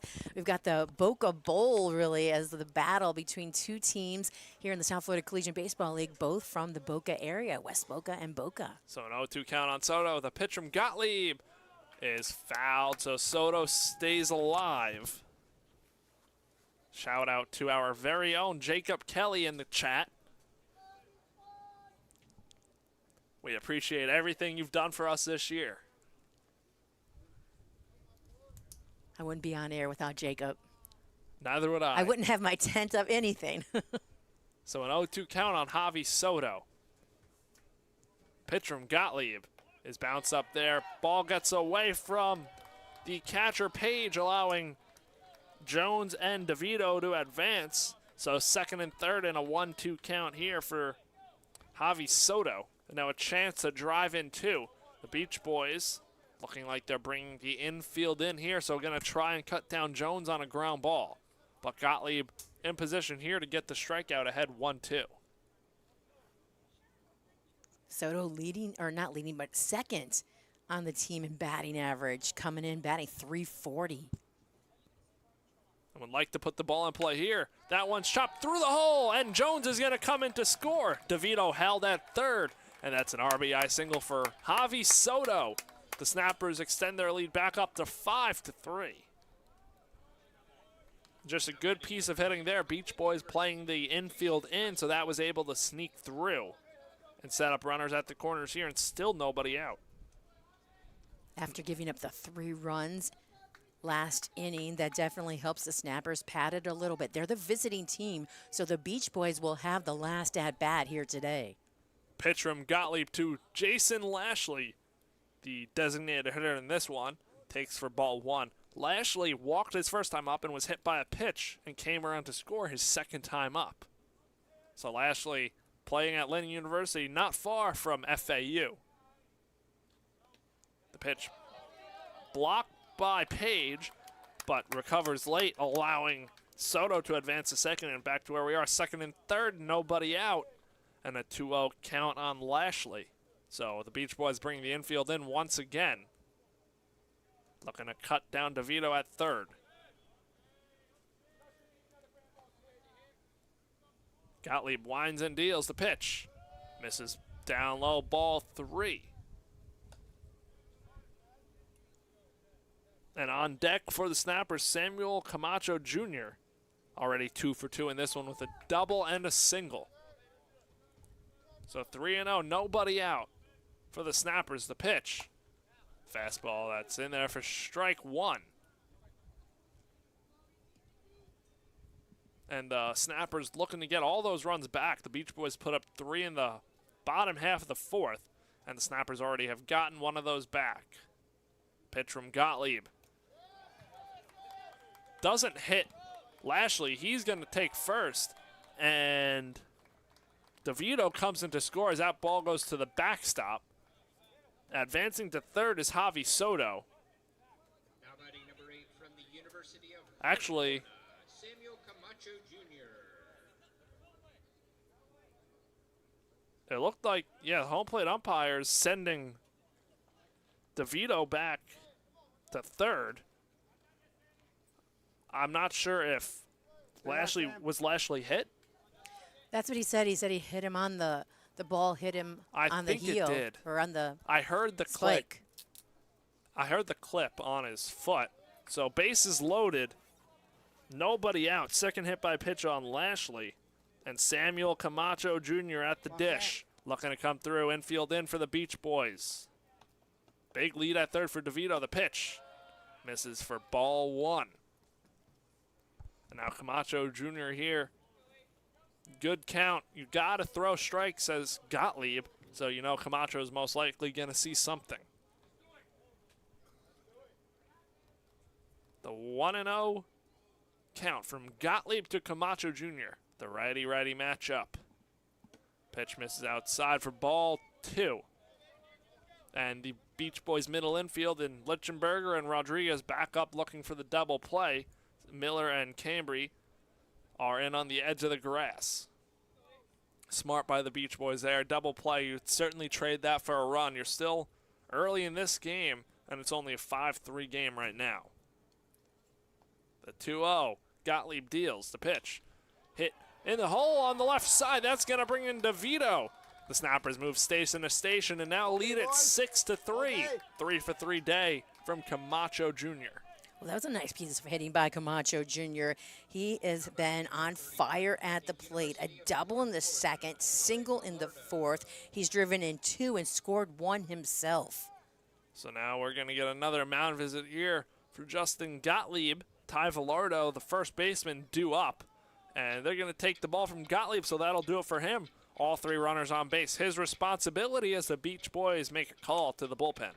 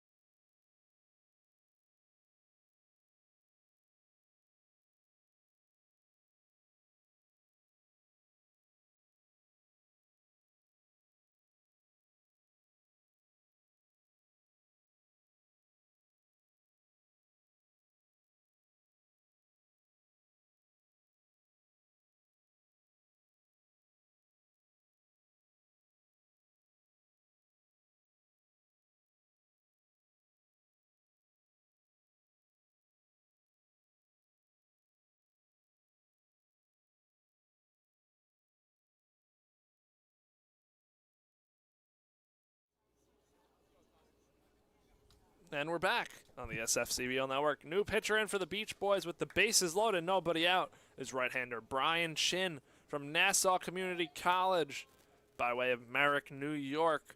Brian Chin, 3-1 record, 3.32 ERA, 4 starts. This is his 6th appearance on the year, 24 1/3 innings pitched on the season. And coming up here, big spot, Ty Villardo, the left fielder, due up. So a matchup of Long Island natives. Chin deals to Villardo. The pitch, pop foul and over the booth for strike 1. Villardo looking to blow this one wide open. Snappers led it 4-0, then 4-3. Now up here 6-3 with the bases loaded and nobody out.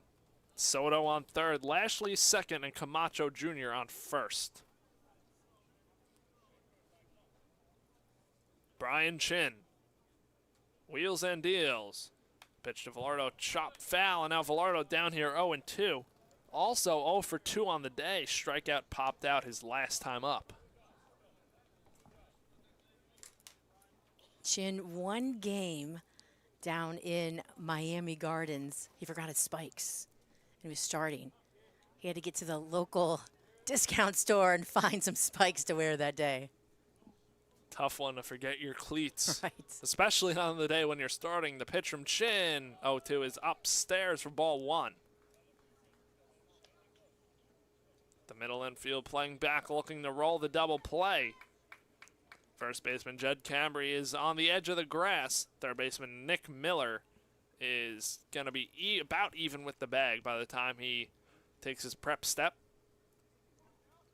The 1-2 from Chin is ripped at the second baseman Bo Rodriguez, and away from him for a run to score. Coming in is Lashley, and the throw at the plate is not in time. And that single drives in too. The Snappers now lead it 8-3. Ty Villardo comes through. That ball on the ground just went under the glove of the diving Rodriguez at second base. Going into right, allowing 2 runs to score here, but just under the glove. And heads-up base running by Camacho Jr. to advance to third on that. There was a relay at the plate to try and get Lashley, and Camacho Jr. thought smart of it to advance to third. So runners on the corner, still nobody out. 4 runs already in. And Colin Sloan, the shortstop, at the plate as he takes for ball 1. Wow, it just seems so long ago when the Beach Boys scored their 3 runs and came within 1 here of the Snappers. And now the Snappers just responding with 4 of their own here in the 5th.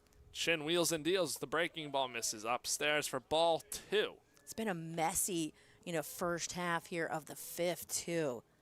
Just a walk, some pass balls, wild pitches, couple of hits, but nothing really great, and then the hit by pitch. And at some point for the Beach Boys, you're really going to need a pitcher to give you at least a couple innings. That one's chopped to Miller. He goes to short and over to second, over to first.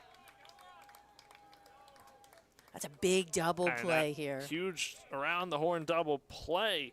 5-4-3. Retiring Sloan.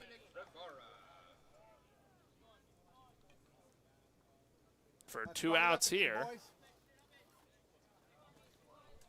Another run scores. Camacho Jr., that is, came around to score. Villardo cut down. And now Dominic Rivera, the catcher, cuts and misses at that one. 1 for 2 on the day. So Brian Chin got the big double play, and he's going to look to keep the Beach Boys in this. Trailing 9-3. Again, still a lot of game to go, and we've seen the Beach Boys already put up 3 in an inning. So that one misses low for ball 2. Ball 1, rather. 1-1 count. It was hard to believe looking down that 6 batters had come to the plate and still no outs. So that double play had such a double meaning here. That one's chopped foul, so now 1-2 hole for Dominic Rivera. You almost wish you could get a triple play at that point, right? Just end it. They've scored enough. Snappers up by 6.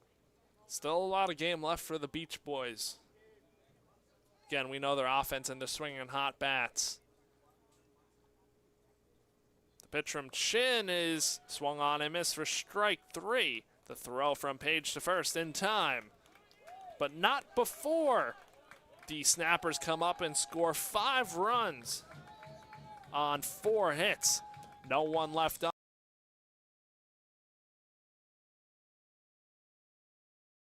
Getting it 9-3. There's nothing better than leaving the ballpark to get some cold beers, hot chicken wings, and great times with friends and family. The Duck Tavern has been whipping it up for the South Florida community for years, and now is the official local restaurant of the South Florida Collegiate Baseball League. We aren't sure what's more impressive, the 110 different beers from around the world or the 20% off that all South Florida Collegiate Baseball League athletes, staff, and family get at the Duck all season. Located at 5901 North Federal Highway. Come on in for good food and good vibes at the Duck Tavern.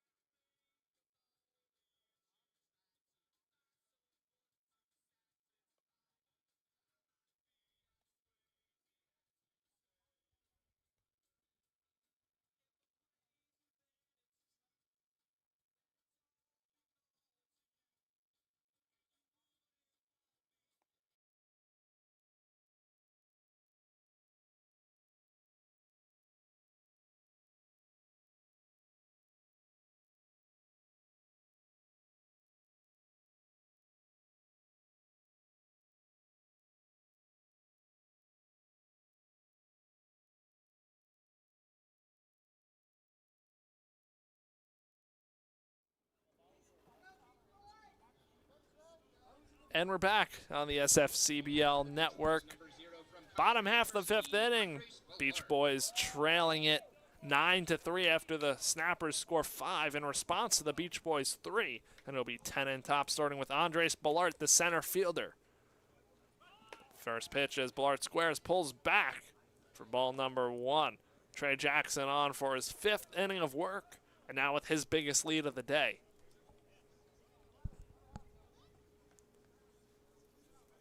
Beach Boys coming off a 3-run inning, looking to keep the bats hot. The pitch from Jackson is popped up on the infield. Infielders converging on it. Velardo calls it and makes the catch for out number 1.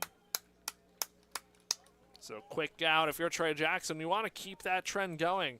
Last of the couple innings, he's gotten the first 2 outs, and then trouble started to brew. It was the 2-out rally that the Beach Boys scored all 3 runs. He had 2 innings, 3 up, 3 down. That was the first and third, so it's every other. So this could be another 3 up, 3 down. So first out retired. Now top of the order, Nick Miller. So they will start to see Trey Jackson for the 3rd time, and we'll see if that helps the Beach Boys out. And then Miller 0 for 2, grounded out to first in his most recent at-bat. The pitch from Jackson. It's a breaking ball that's in there for strike 1. Boy, that was a pretty pitch, wasn't it? You could see it cross the plate. Right out of his hand. Right Out of his hand. You knew that one was going to be a strike. So ahead here, 0-1 on the leadoff man for the Beach Boys. Jackson wheels and deals. Pitch hit foul into the net, and now down 0-2. The best thing Trey Jackson can do here is get his bats back in the dugout and ready to hit. Fresh off of scoring 5 runs in the 5th. They've scored at least a run in each of the last 4 innings. The Snappers have. So an 0-2 count. Jackson winds and deals to Miller. The pitch. Cut on and missed for strike 3. Miller down in the first 2 outs of the 5th. I think Rivera is doing a really good job of catching Jackson. He told us in the dugout before the game how he's never caught him. And that, so I was talking to him, how do you figure out exactly his game plan, your game plan? How do you figure out what he's got and everything? They said really in the bullpen before the game, they talk first, see what he has, what he feels good about, what he likes to throw in certain situations to certain hitters. And then he'll get a feel once he's throwing and warming up what he has for the day. Jackson drops another breaking ball in there for strike 1 on the catcher, Austin Page. Page grounded out in his last at-bat, 0 for 2 so far. And now Jackson looking to make quick work of the Beach Boys, the 0-1. The breaking ball that misses low for ball 1, evening up this count. And I think that's so key for a pitcher-catcher. As a pitcher, you want to feel comfortable with your catcher. You don't want to have to be shaking him off all game, and that just gets in your head. You want to know that the catcher is right on par with you. Especially with those breaking pitches, as that pitch is taken for strike 2 on Page, you want to have confidence that if you throw it in dirt, the catcher is going to block it. And Dominic Rivera doing a good job of keeping the balls in front of him so far. So 1-2, 2 outs. Jackson looking for a quick inning. Pitch misses low for ball 2. And then Rivera just being the experienced, catcher that he is, that, like he said, keep an eye. He might tell me what he likes or whatever, or what he feels is working. But during the bullpen session, during the warm up before, the game, he's like, I really get a good sense and can feel what he has for the day. Jackson's 2-2 is falling out into right field. That's cutting foul over onto the berm. That's why the wind is blowing to left or right. So just need to straighten it out a little bit and get it to fly over the fence in fair territory. So we stay put at a 2-2 count. Austin Page battling here against Trey Jackson, the right-hander. Jackson's 2-2 pitch is chopped up the middle. Noah Jones moving to his left and almost was about to throw the ball, but on the slide lost his balance. So Austin Page is going to reach with a 2-out infield single, bringing up Tyler Lichtenberger, the shortstop, who has 2 pop-outs on the day. I was keeping an eye on Austin, too, to see if he had any plans to slide in head first. He was watching the fielder, and once he saw, that Jones wasn't going to have a good throw over and plop down the ground, he knew that he could just run it out. So Lichtenberger now up with 2 outs and a man on first. That is, I believe, a courtesy runner. Do not know who that is yet. We will get that to you shortly. But first pitch to Lichtenberger in there for strike 1.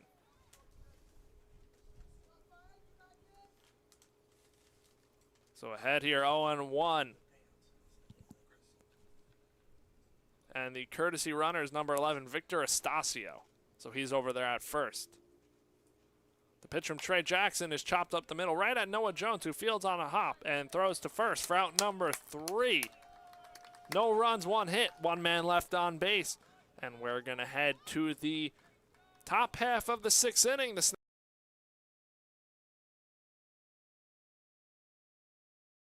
offices of Sala, Osterita, and Cox. Thank you to Sala, Osterita, and Cox for sponsoring our South Florida Collegiate Baseball League Championship Series here in Boca Raton, Florida.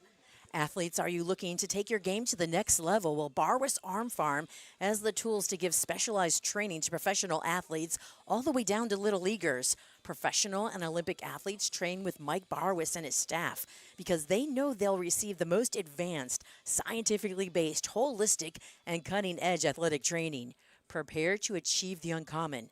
Go to barwis.com to book a tour and check out the training programs that they offer.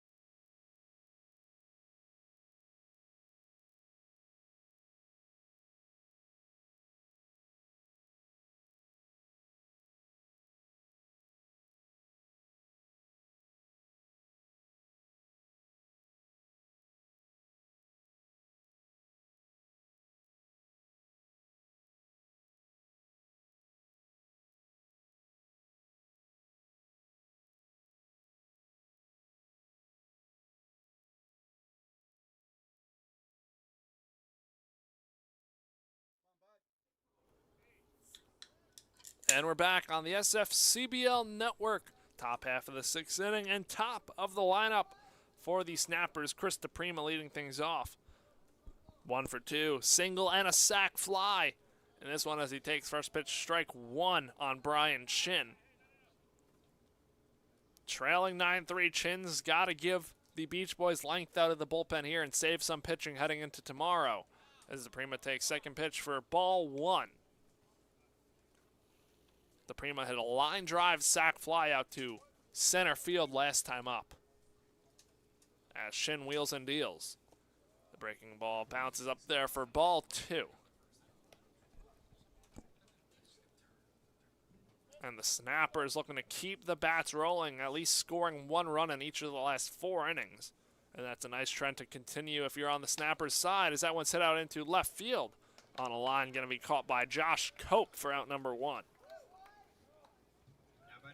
So now Xavier Hatfield, 0 for 2 with a walk mixed in. The 2-hole hitter in this Snappers lineup. As Brian Chin looking to settle this Snappers offense down.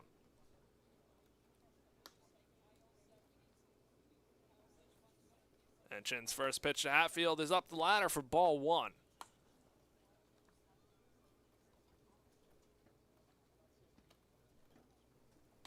Beach Boys side certainly gotten more quiet after that 4-3 inning. The fans were up, the dugout was up, and then the Snappers responded with a 5-run 5th as Hatfield waves over that one and a 1-1 count. I think with the Snappers up, I think the Beach Boy fans just went to get some refreshments, get in the shade, and they'll come back energized when the Beach Boys are back up at the plate. And Hatfield takes for ball 2, so a 2-1 count on the Snappers center fielder. Chin wheels and deals the pitch. Is in there for strike 2. You mentioned as far as, the pitching staff here for the Beach Boys and all the pitchers that are being used here today. We saw 7 pitchers back in the first round. That one slapped out into left field, and that's going to fall for a 1-out base hit for Hatfield, his first hit of the game, bringing up Noah Jones, the second baseman. Right now in pitch number 4, as far as for the Beach Boys. Yesterday, the Beach Boys used 3 pitchers, and the only pitcher that I've seen twice in those last couple of days is Cole Jones, who has come in relief. So I don't know where these pitchers are coming from, but the Beach Boys feel confident, and they're just going to the bullpen that just never seems to end, a very deep bullpen. Chin deals that one's way outside. Good stop by Page, keeping Hatfield over at first. And although you're using a lot of pitchers here, in a sense, it's good because you want to, you don't want to use a lot of pitchers, but at least they're keeping them to short outings here so they're available to come back tomorrow. Chin checking on Hatfield at first, and Hatfield goes back in, sliding safe. So a 1-0 count here on Noah Jones. The Snappers looking to build on a 6-run lead. 9 runs on 11 hits. Beach Boys at 3 runs on 6 hits. The pitch ripped down the left field line. That's going to drop foul and bounce onto the berm. So a 1-2 count on Noah Jones. 1-1. Yeah, so with the Beach Boys, they have 4 more at-bats here today. So 6 runs is a big advantage for the Snappers, but if they can hold the Snappers here, they've got 4 more at-bats. We're just in the top of the 6. Now they've got the pitchers, to keep them in the game. They need that too. It feels like things have slowed down a little bit. I don't know, the guys are, been in the heat a lot here today, but they've got 4 more innings to go. The 2-1 to Jones is hit foul down the first base side, evening up this count 2 apiece. And again, Chin looking to keep it right here for this Beach Boys team. Hatfield over on first. The book's been closed on a few pitchers then, as we've been talking about for the Beach Boys. Perez, he was the starting pitcher. Chris went 3 innings, allowed 5 hits, 4 runs, all earned, walked a couple, struck out 4. So a 2-2 count on Jones, the second baseman. The pitch from Chin is way outside for ball 3. Now Burdick, he went 1 inning, allowed 3 hits, 2 runs, all earned, walked 1, didn't have any strikeouts. Gottlieb came in, Didn't finish an inning, allowed 2 hits, 3 runs, all earned, walked 1, and no strikeouts. Now Chin, he's in his 2nd inning of work. So Chin in a full count here with 1 out on Noah Jones. The pitch as Hatfield off and running is fouled back to the screen. Tomorrow I'm bringing my glove. Keep the window open. Never know what's coming back here. Never know. So it'll stay put a full count. Hatfield will head back to first. We'll see if he goes off and running again. Beach Boys looking for the double play to get him out of this inning here with 1 out.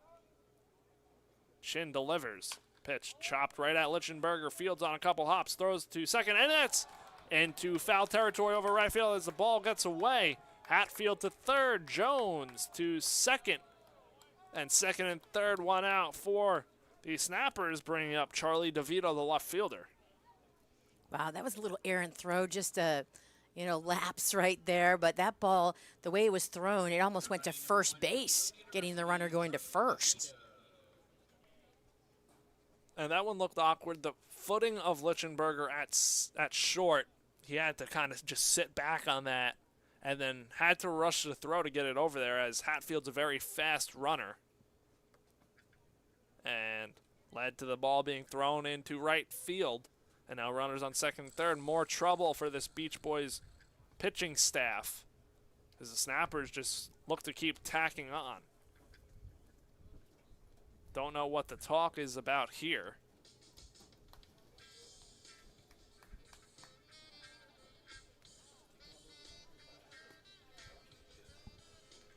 Well, we've got 4 men in blue, and they're all going to come together here by the mound and talk things over, as the Beach Boys head coach went first out to talk to the crew chief of the men in blue, and now they're all getting together. I really don't know what this could be about. I didn't see any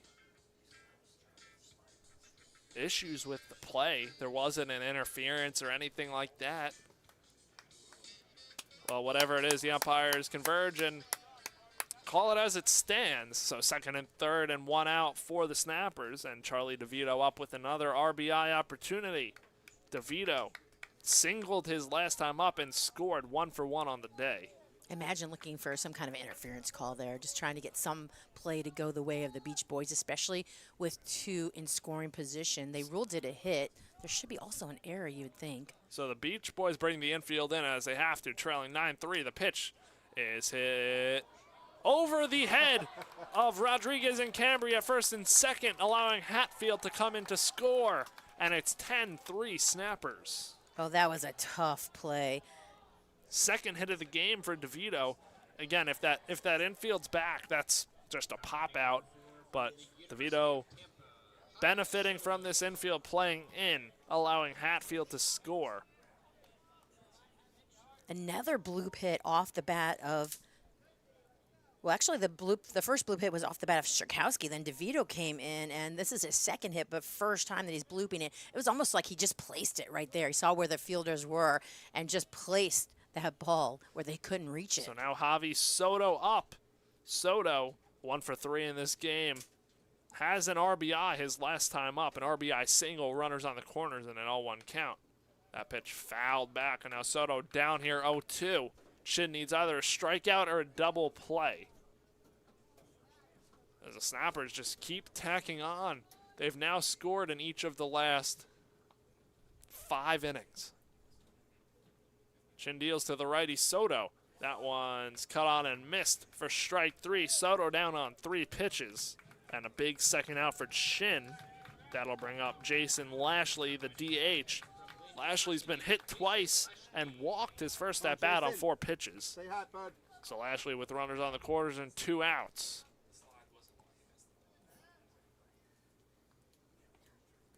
Big spot as the Snappers look to tack on more. Checking on DeVito over at first is Chin.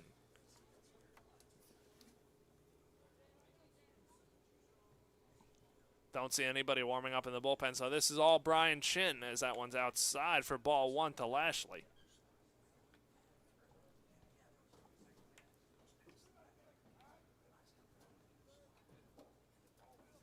Beach Boys need any sort of momentum they can get, just get out of this inning. Chin checking on DeVito again. to no avail.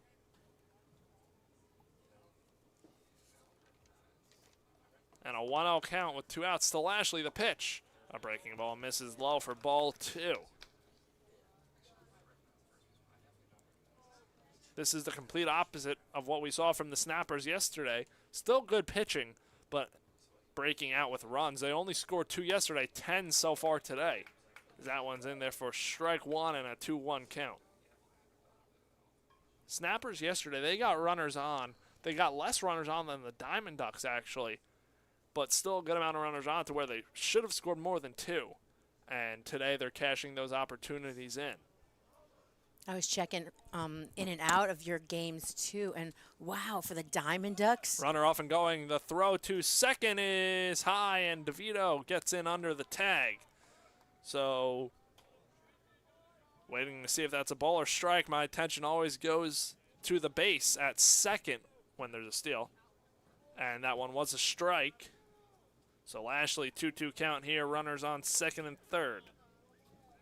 Yeah, but for the Diamond Ducks, it really was Rosenthal that had a great series, didn't he, on the mound and at first and with the bat. The 2-2 as Lashley serves that one out into left field. Left fielder Cope moving in, and it gets by him. Jones in. DeVito follows. Lashley hustling the second, and he's in. That ball kept sinking on Cope in left field, snuck under his glove and by him. And now a 12-3 Snappers lead. Tough play there for Josh Cope. He had a late jump on it. He was trying to read it, find it in the sunshine. When he found it, then all he could do really was make the slide and try to make a grab. He made such tremendous plays in left field the other day. And this one, I know with his hands on his waist, he's wishing that there would a better outcome. So now 12-3 Snappers, 15 hits, and we're not even through the 6th. Snappers just putting balls in play, and that's what you want to see. Again, not all of them hit hard. That ball by Lashley, that wasn't hit hard. That was just served out into left. Pitch from Chin to Camacho Jr. is in there for strike 1. Camacho Jr. 3 for 3, double and 2 singles. And another RBI opportunity for him. It seems like Camacho Jr. always coming up with a chance to drive a run in today. Chin deals the 0-1. Camacho fouls that one off of the glove of Page. And now down on 0-2 count. We'll see someone jog to the bullpen for the Beach Boys, so I'm sure someone's going to get up and get loose now. Brian Chin struggling. There's no phone down to the bullpen, so they relay it by running back and forth. Now for FAU, here they had radios that they were communicating through, which at least helped them out so no one could run. As Chin deals to Camacho, breaking ball misses outside. 1-2 count. Well, I saw too, working in college the last couple of seasons, they have these that are like Apple Watches. And so the team can communicate with any fielder, you know, on the field and often to the bullpen too. So they can just type in a message and they can let them know who they need to get up and warm up. The 1-2 to Camacho as he chases upstairs for strike 3. Chin out of the inning, but not before 3 runs come in on 3 hits. And we're going to head to the bottom half of the 6th inning. The Snappers leading it.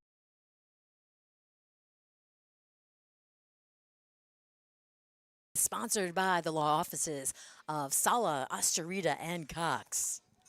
Netting professionals will exponentially improve the quality of your facility equipment.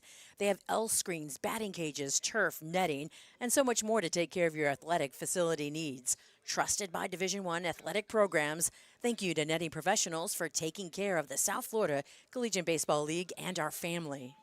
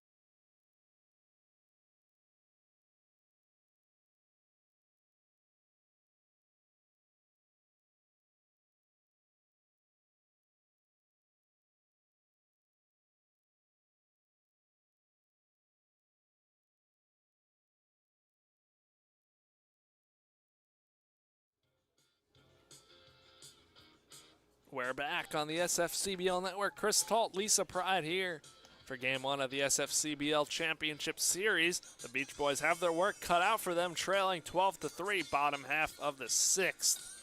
And Trey Jackson on for his 6th inning of work, and it'll be 4-5-6, starting with Harry Vargas-Segura. And Vargas-Segura 0 for 2 in this one, grounded out to second his last time up. So Trey Jackson looking to keep it right here. The mercy rule is still in effect throughout the playoffs. The mercy rule is 10 after 7. And right now a 9-run lead for the Snappers. As Jackson deals to Vargas-Segura. A breaking ball for strike 1. Snappers with all the momentum right now took it right back after the Beach Boys put up 3 and you felt the tide was turning. But the Snappers quickly answered. That one's cut on and missed for strike 2, and now quickly down 0-2 is Vargas-Segura from the Bronx, New York.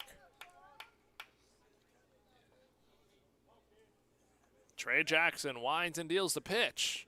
That one's at the feet of Vargas-Segura, ball 1.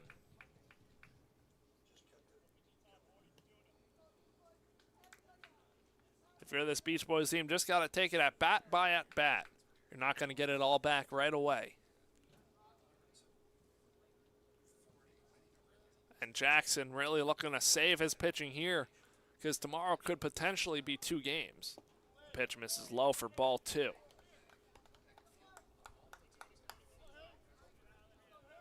Seen some power from Vargas-Segura. Saw him hit a home run at Spanish River High School against the Palm Beach Extreme just about a week and a half ago, and it was a no-doubter. The 2-2 is inside for ball 3. Segura moves out of the way. And Lisa, what do you see from the Beach Boys here so far in this one? Down 12-3. Obviously, they scored the 3 in the 1 inning, but other than that, it's been a lot of up and down. It definitely has. And what I found with the Beach Boys the last 2 games is you can never count them out. So that one's upstairs, ball 4. Vargas-Segura draws a leadoff walk. And that brings up Tyshawn Patty, who had himself a single his last time up, 1 for 2 on the day. The Beach Boys were very confident going into this series against the Snappers. They really felt like they matched up well, and they've been on this high. You know, you don't always want to be on a win streak like they are going into the playoffs. You know what I mean? That because you know at some point it's going to end, and then when it ends, it's ending at the wrong time, right? Because you're here in now the championship series. That's not where you want your win streak to end. So that kind of like, you know, it's great to have that win, but you always want to see kind of like where you don't have that just hanging over you too, you know, yeah, in a sense. Definitely adds a lot of pressure to them to keep it rolling. But obviously still chance here to come back in this one. Down 9 runs, it's going to be tough. And a 1-0 count on Patty. Fastball in there for strike 1. And on the flip side, if you're the Snappers and Trey Jackson, although you got a 9-run lead, you still got to go out there and get these outs. Still game time left. It's not like we're in the 8th or the 9th inning here. So 1-1, Vargas-Segura leads off of first. The pitch from Jackson. It's a fastball that catches the outside half for strike 2. Well, when talking to the head coach for the Beach Boys yesterday, Gabe Trostoy, you know, we talked a little bit about how are you managing this team on a streak, and he's like, we're just not looking at it like that. It's just each game, you know, 1 game at a time, 1 and go. That's it. We're not looking at, you know, playing like we're on a streak. So the 1-2 is flown out to second base. Noah Jones under it, calls it, makes the catch for out number 1.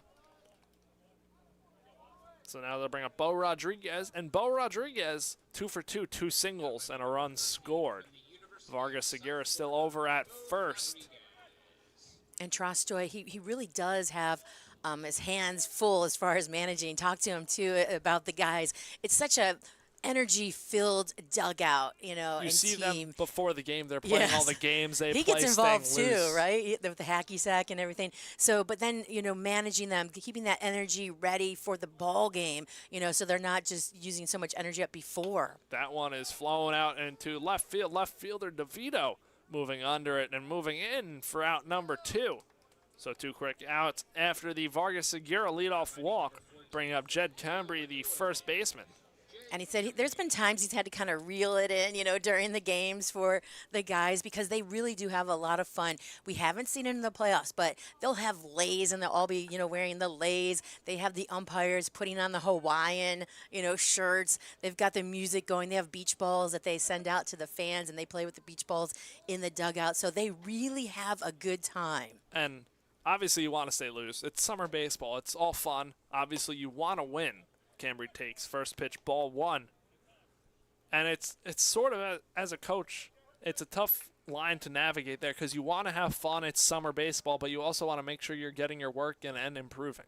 Yeah, you want to stay loose. When you're loose, a lot of times you're winning. And the Beach Boys have certainly done that over the last 9 games. Cambry takes that one for strike 1. The other thing is when, I haven't seen the Beach Boys a lot this season, and in the first game against the Lightning, when they kept using different pitchers after the starting pitcher every inning, every couple of innings, you kind of feel like, okay, wait, maybe you guys, this is it then. You're just letting everybody pitch, right? Yeah. But instead, it was just the game plan of it, and then the momentum went the way of the Beach Boys, and they won it on a walk-off. So that's the similar thing that we're seeing here today. Boy, there's a big 9-run lead for the Snappers, but that's why I still would not count them out. So a 2-1 count on Cambry here. 2 outs. Runner on first is Vargas Segura. Trey Jackson wheels and deals the pitch. Misses outside for ball 3.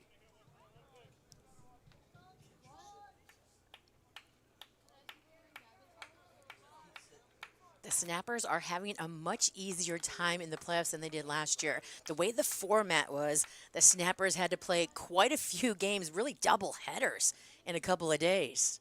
So the 3-1 is hit foul to the screen. Now 3-2 count. Trey Jackson a pitch away from getting out of it. That will release Vargas Segura from first, so he'll be off and running on the pitch with 2 outs. From what I understand, they had to play the Blazers in 2 games. On Thursday in the morning and in the afternoon. So Friday they won against the Blazers. Then Tuesday it was on run rule. They lost. And then coming back on Saturday then. 3-2 is in there for strike 3. Cambry down looking. And we're going to head to the top half of the 7th. The Snappers leading it 12-3 on the SFCBL network.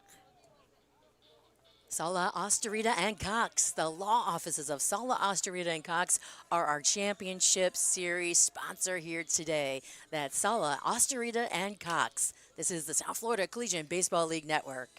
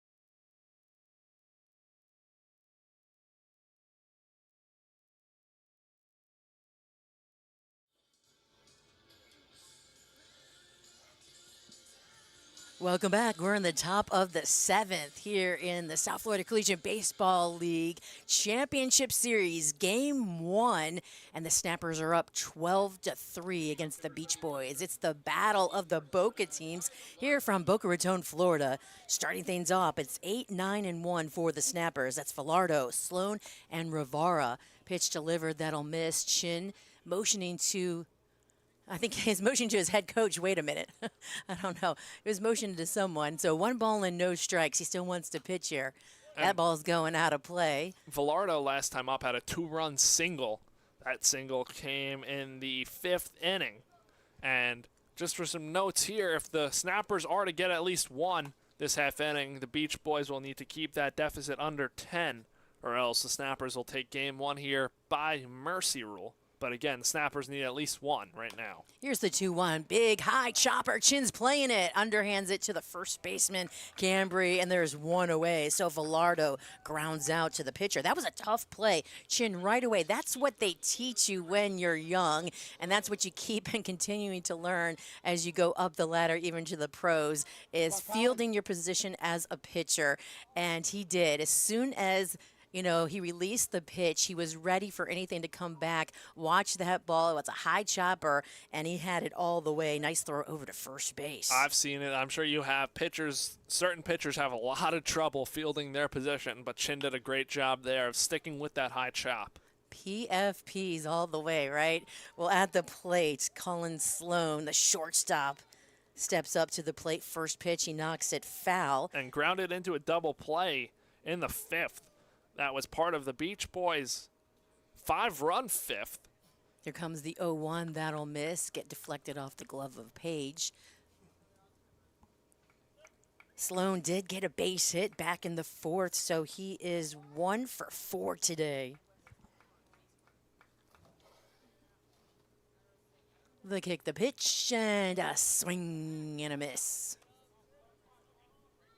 So Chin in a good spot here. Got the first out. And now looking to put away Sloan. 1-2 is the count. Everybody playing straight away. Here with the righty at the plate. Pitch delivered, then that's going out of play. So the count remains 1 ball and 2 strikes on the righty at the plate, Sloan.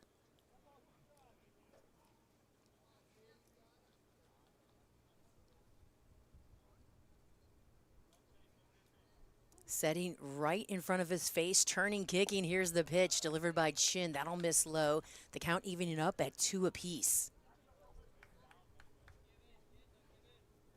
Still getting a nice breeze here.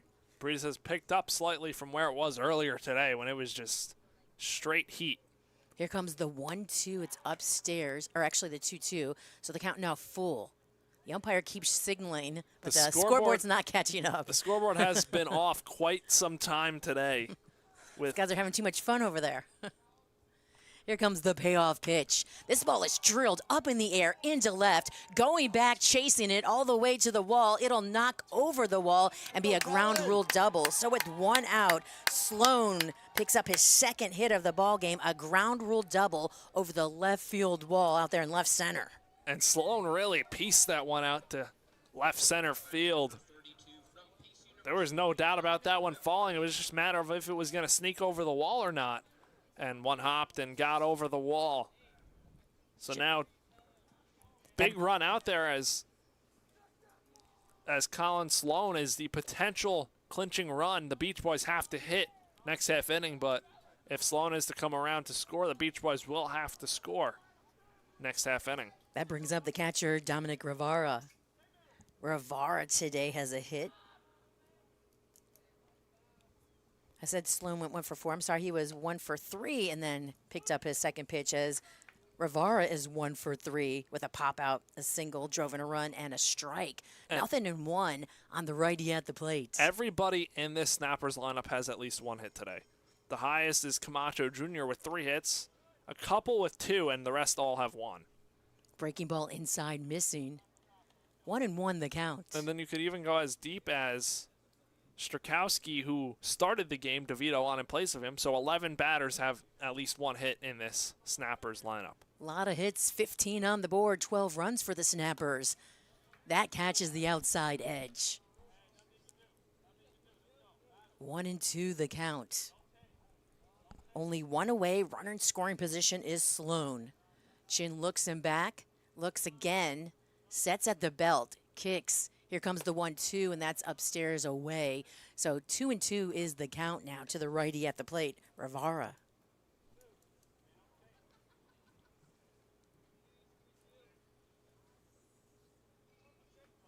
I'm sure if you're Rivera here, If you could get that running, that would be one less or 2 less innings you have to catch in this heat. So I'm sure he's really looking to drive that one in. Here comes the pitch off the end of the bat to the right side, and it will fly out of play over by the berm area.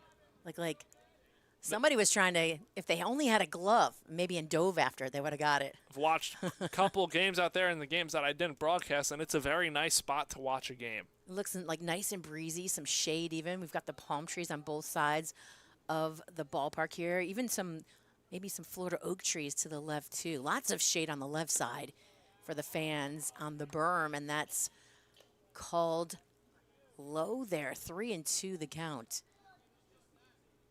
Rivera battling back in this count. Chin looking the runner back at second. One away. He'll come home now with the payoff pitch at the letter, strike 3. So Rivera caught napping. There's 2 away. We're going up to the top of the order here for the Snappers.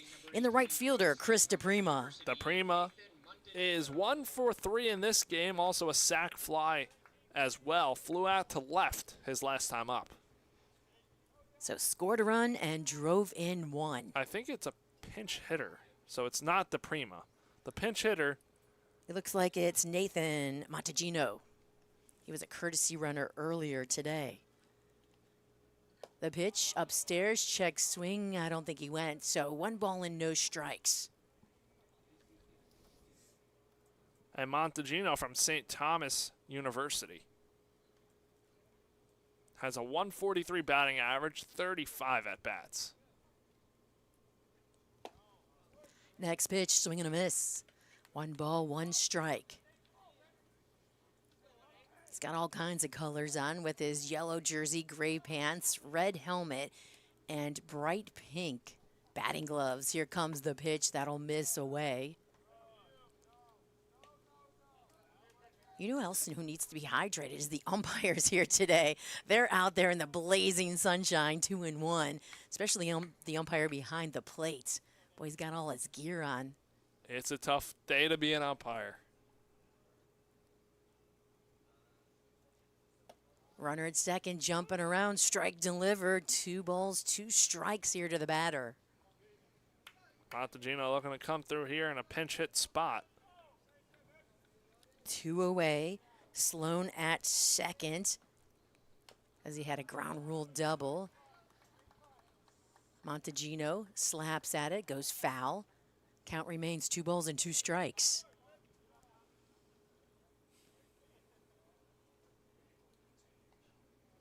So we would assume that Montegino going to stay in the game at right field. Don't think there will be any shifting other than that. And a cold third strike back to back, this time on Montegino. And he was window shopping as Chin said, see ya later. So no runs, 1 hit, no errors, and 1 left on base here for the Snappers. As we head to the home half, Snappers are up 12-3. This is the championship series for the South Florida Collegiate Baseball League, and game 1, Snappers up.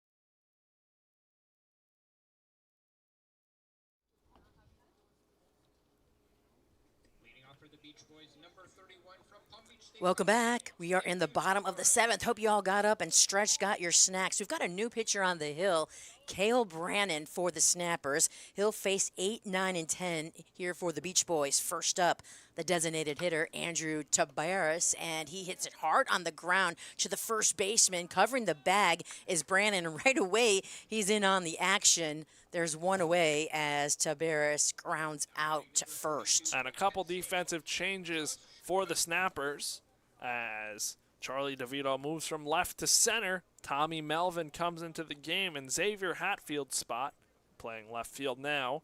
And Montegino is out in right field after his pinch hit at bat of Chris DePrima last half inning. Josh Cope at the plate. Pitch delivered. That'll miss away to the righty. 1 ball and no strikes. Cope 0 for 2 today. Grounded out to third his last time up. Brannon on the hills from Lake Worth, Florida. Here comes the pitch. Swing and a miss. 1 ball and 1 strike. 6'2", 180. The sophomore from Palm Beach State. And Cale, one of those returnees from last year's championship team. Here comes the 1-1. Breaking ball missing it inside. 2-1. This season, Brannon 2-0. 4.50 ERA. 3 games. Didn't start any of those. 4 innings of work. 5 strikeouts. Only walked 1 in those 4 innings. Here comes the 2-1. Another breaking ball. Oh, just on the outside part of the plate. 2-2. That kind of froze Cope right there. Brannon has not pitched against the Beach Boys this season. His most recent time was against the Blazers. The 2-2 at the belt, but inside. So a 3-2 count to Cope at the plate. Showing a lot of confidence in his breaking balls. Snappers up by 9. 15 hits, 12 runs. 6 hits, 3 runs for the Beach Boys. Next pitch upstairs, and Brannon loses to Cope. Cope patience, and he'll head to first base with the walk. That'll bring up the center fielder, Andres Ballart. And Ballart also 0 for 2 as well. Popped up to first base his last time up and flew out to right the other time. So Ballart, the 10-hole hitter, looking to move it up to the top of the lineup.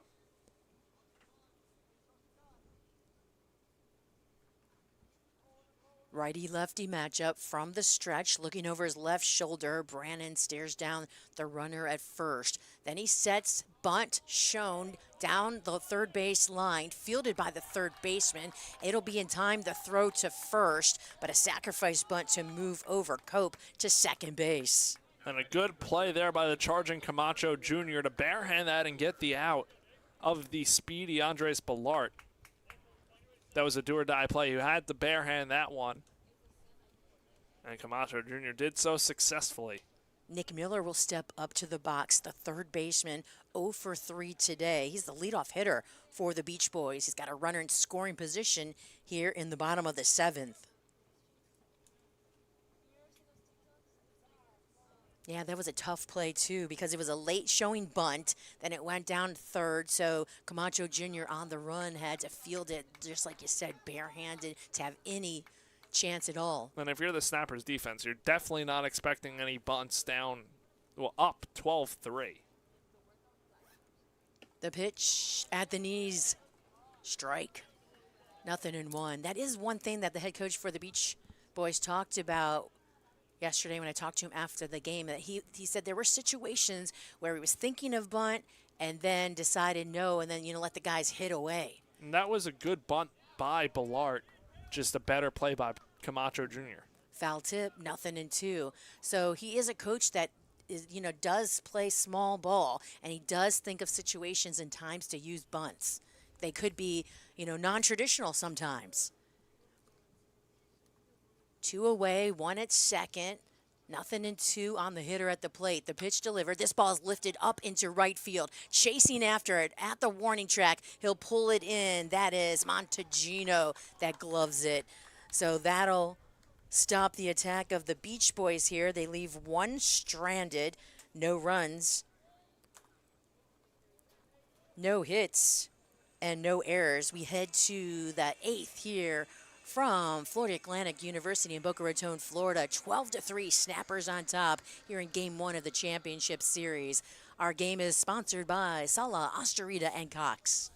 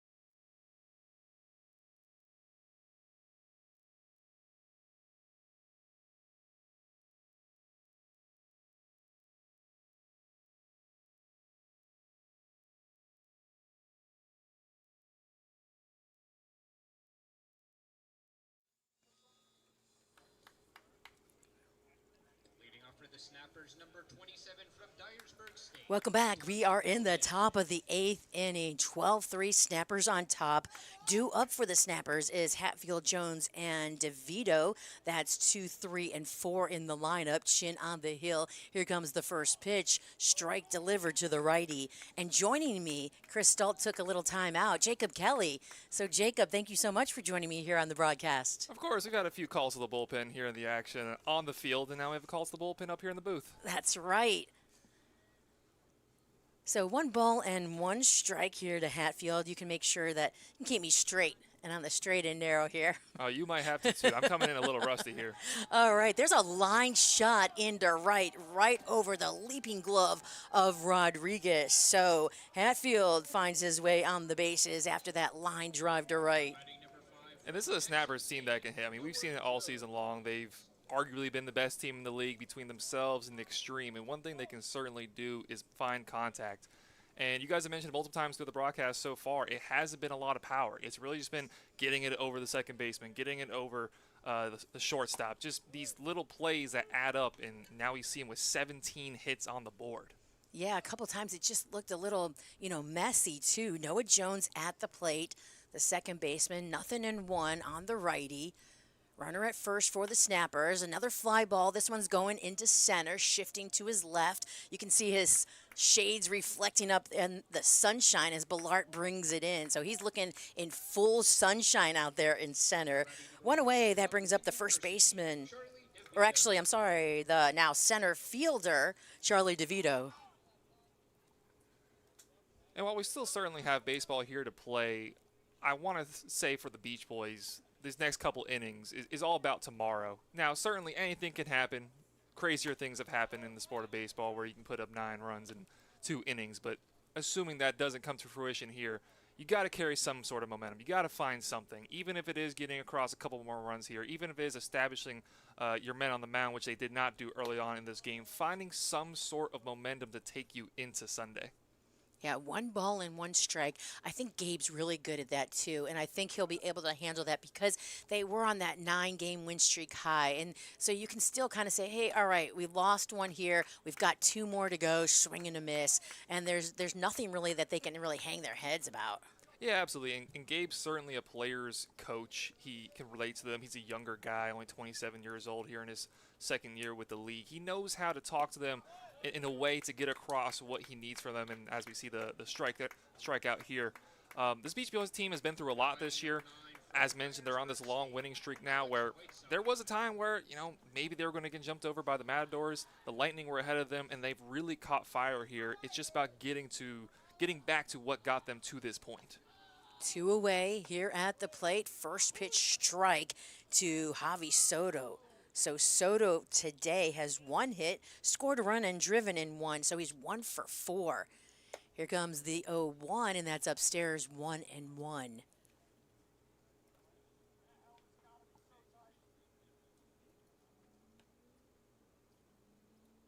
The 1-1 strike catches that inside edge. 1-2. Chin has been the most consistent pitcher, really, of the day for the Beach Boys, which, unfortunately, there wasn't a high bar set to start off this game. Last inning, when he was on the mound, was the first time that the Beach Boys held the Snappers scoreless since all the way back in the top of the first. So he has started to ride the wave here a little bit and calm down the storm. Yeah, the Snappers, probably the second best team in the league this season, right behind the Extreme. Here's the 2-2 off the end of the bat, going to the right side in foul territory, chasing after the first baseman, and it'll hop over the fence into foul territory. So this was going to be a tough team.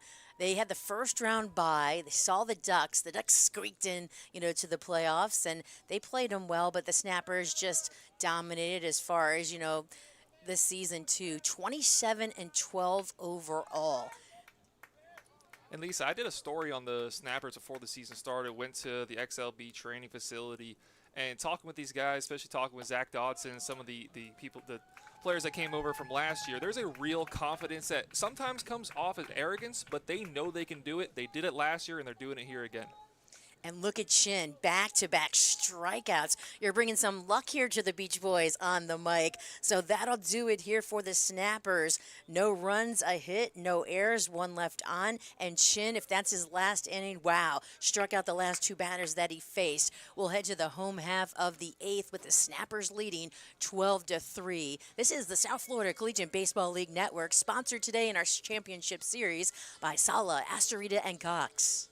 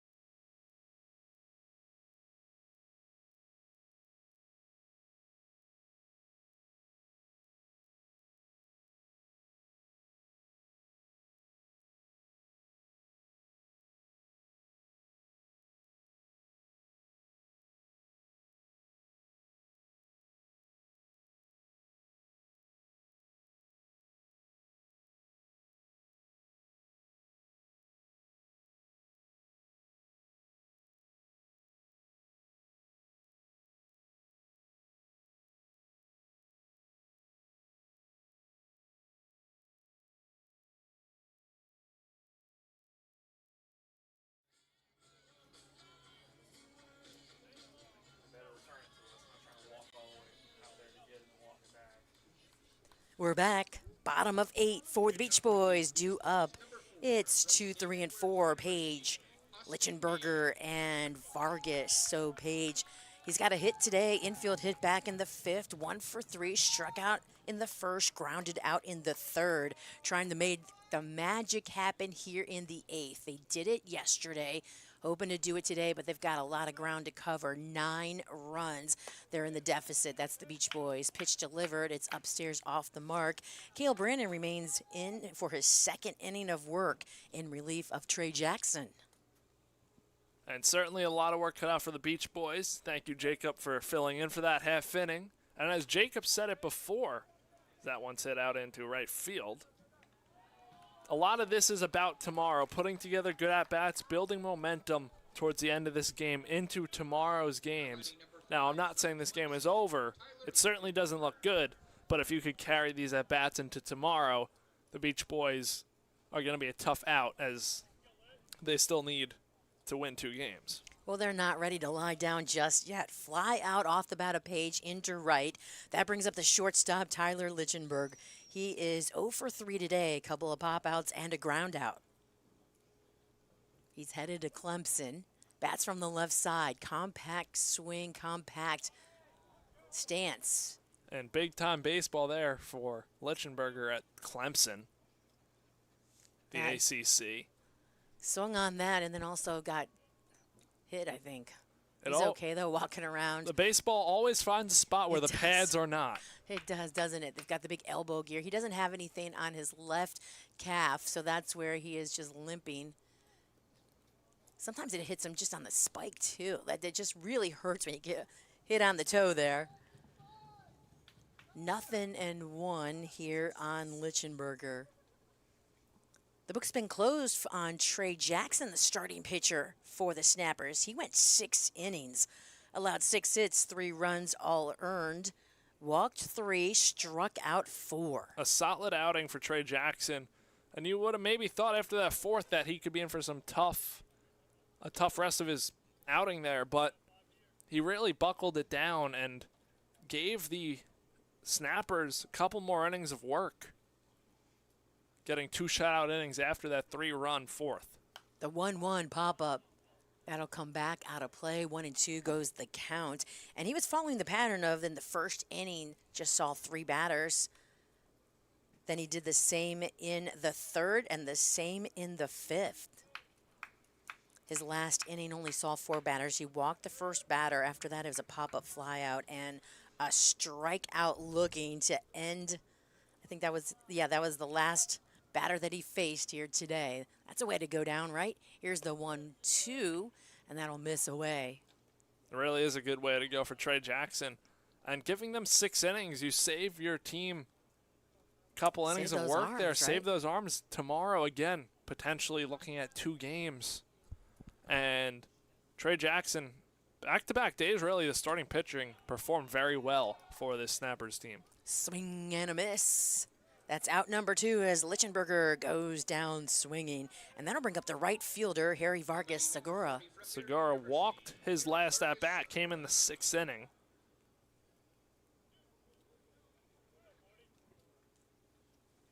So Harry steps in, he'll bat from the left side. Now we look at the American flag out in center field, and it's standing still, no breeze. But if you look at the palm trees up high, there is a breeze. So, yeah, it just is so deceiving out there.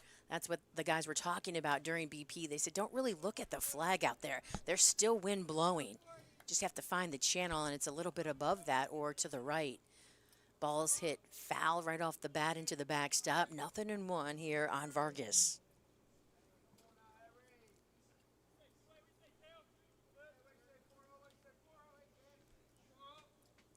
Fielders playing straight away. Here comes the 0-1. Jammed, pop-up. Right underneath it, the second baseman, Jones. He'll bring it in, and 1-2-3, down go the Beach Boys here in the bottom of the 8th. So we head to the 9th from Boca Raton, Florida. This is the championship series on the South Florida Collegiate Baseball League Network. The Snappers lead 12-3.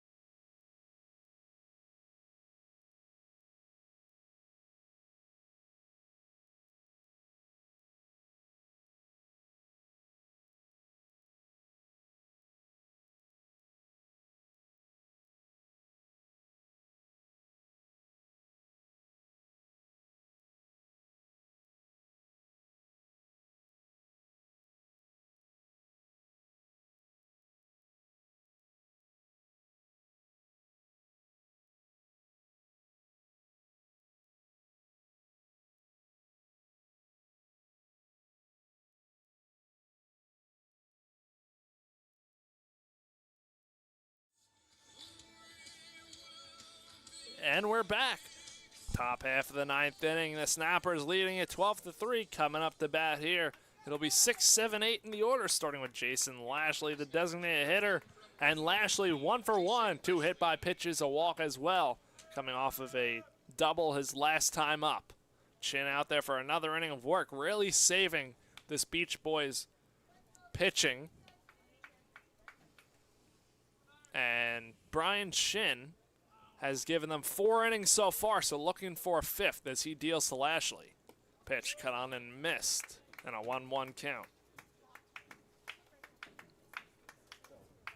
Brian Chin started out the year very hot for this team. He was amongst the league leaders in earned run average.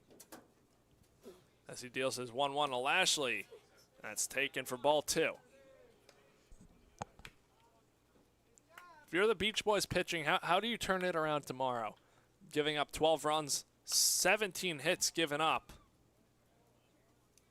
and have to quickly reset before tomorrow's game 2 at 1 o'clock. I think you just wipe it from your memory. That's the best as far as baseball goes. The best players just wipe it completely from their memory. That one's popped foul, so Lashley protecting in a 2-2 count. And look at that, the Beach Boys talking to the bat. You know, the bat boys right over there. They're just keeping it loose. That one's cut on a miss. Strike 3, Lashley down swinging. And that's the 3rd consecutive strikeout for Brian Chin. Bringing up the third baseman, Samuel Camacho Jr. Chin has 8 strikeouts on the day. Doing a very good job, as we said, of saving this Beach Boys pitching right now. 8 strikeouts, only 1 earned run. 7 hits allowed. As Chin deals to Camacho Jr. That one's skied foul and out of play over towards the basketball courts. You were talking about Chin earlier this season. You know, as far as his stats go, he still was tied, though, in first on the team with wins, has 3 wins under his belt. Pitch chopped to Chin. He fields, throws to first, round number 2, and Chin makes it look easy for round number 2. Fielding his position well today. He really is. So now that brings up Ty Villardo, the first baseman. Villardo is 1 for 4 today with a 2-run single in the 5th. Grounded out to Chin last time up, a high chopper that Chin stuck with. So Chin deals to the lefty Villardo. That one's in there for strike 1. You know you have to be committed to, which Ty is to baseball. He drives all the way from Jensen Beach to get to every game. That one's chopped up the middle for Villardo's second base hit of the day. Come on, Colin, crush another one. So Villardo does a good job there. Now that'll bring up Colin Sloan, who hit the ground rule double last time up. That was his second hit of the day. Sloan, 2 for 4. Yeah, Villardo, you know, he's really committed every day. Like, if you have, there was like late games. I talked to him one game and it ended late and it was a long game. He had to go back to Jensen Beach that night, and then they had a morning game in Miami the next day. So a lot of driving, a lot of mileage on the car for Ty this season. Chin deals to the righty Sloan, as that one misses for ball 1. And the Snappers with a 9-run lead here. Villardo on with 2 outs. Chin looking to get out of this inning here as he kicks and deals the pitch. Flown out into straightaway right field. Vargas Segura doesn't even have to move. And he makes the catch for out number 3. And that will bring us to the bottom half of the 9th. The Beach Boys got their work cut out here, down 12-3. Our sponsor of the game and all championship series long, Sala Osterita Cox.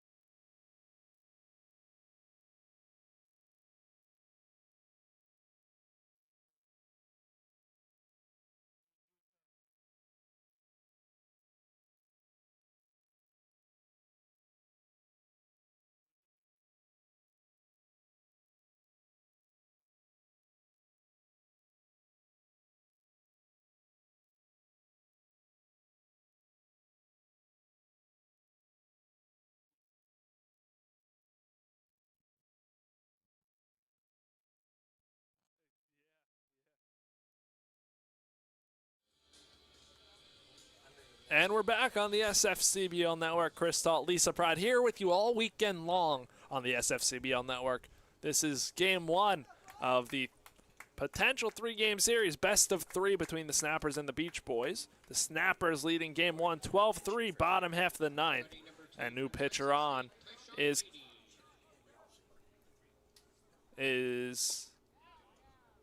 Kevin Saltese for the Snappers. And Saltese from Bergen Community College. He'll be facing 5-6-7, starting with Tyshawn Patty as Patty chops that one to Camacho Jr. Nice backhand throw across the diamond in time for out number one. So Patty down bringing up Bo Rodriguez, the second baseman. New catcher in the game is Josh Hungler in place of Dom Rivara, spelling him for this last inning break. And Saltese this season comes in with a 6.98 ERA, 19 1/3 innings pitched. Needs two more outs to lock down game one for the Snappers as he delivers first pitch upstairs, second pitch upstairs.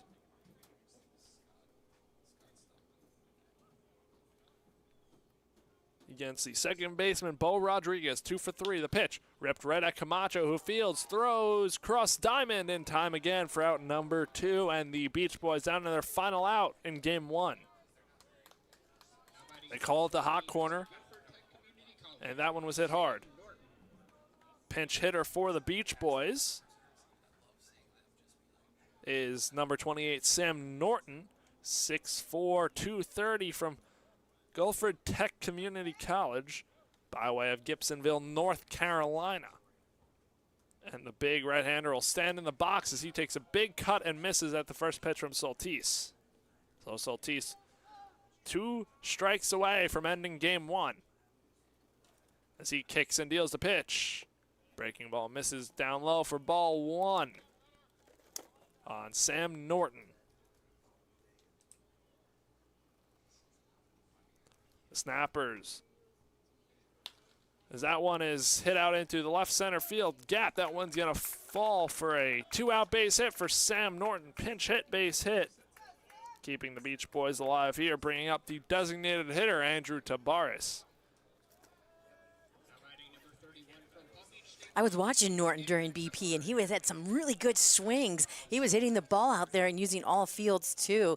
So nice move bringing him in, letting him pinch hit here in the ninth. So Saltese still 1 out away for the Snappers, looking to take game one of the best of three. And when you take game one of any best of three, even in the Major League wildcard situations, it really helps you out in favor of just needing one of the final two. That one's upstairs from Saltese for ball one on Tabares. Beach Boys down to their final out in game one.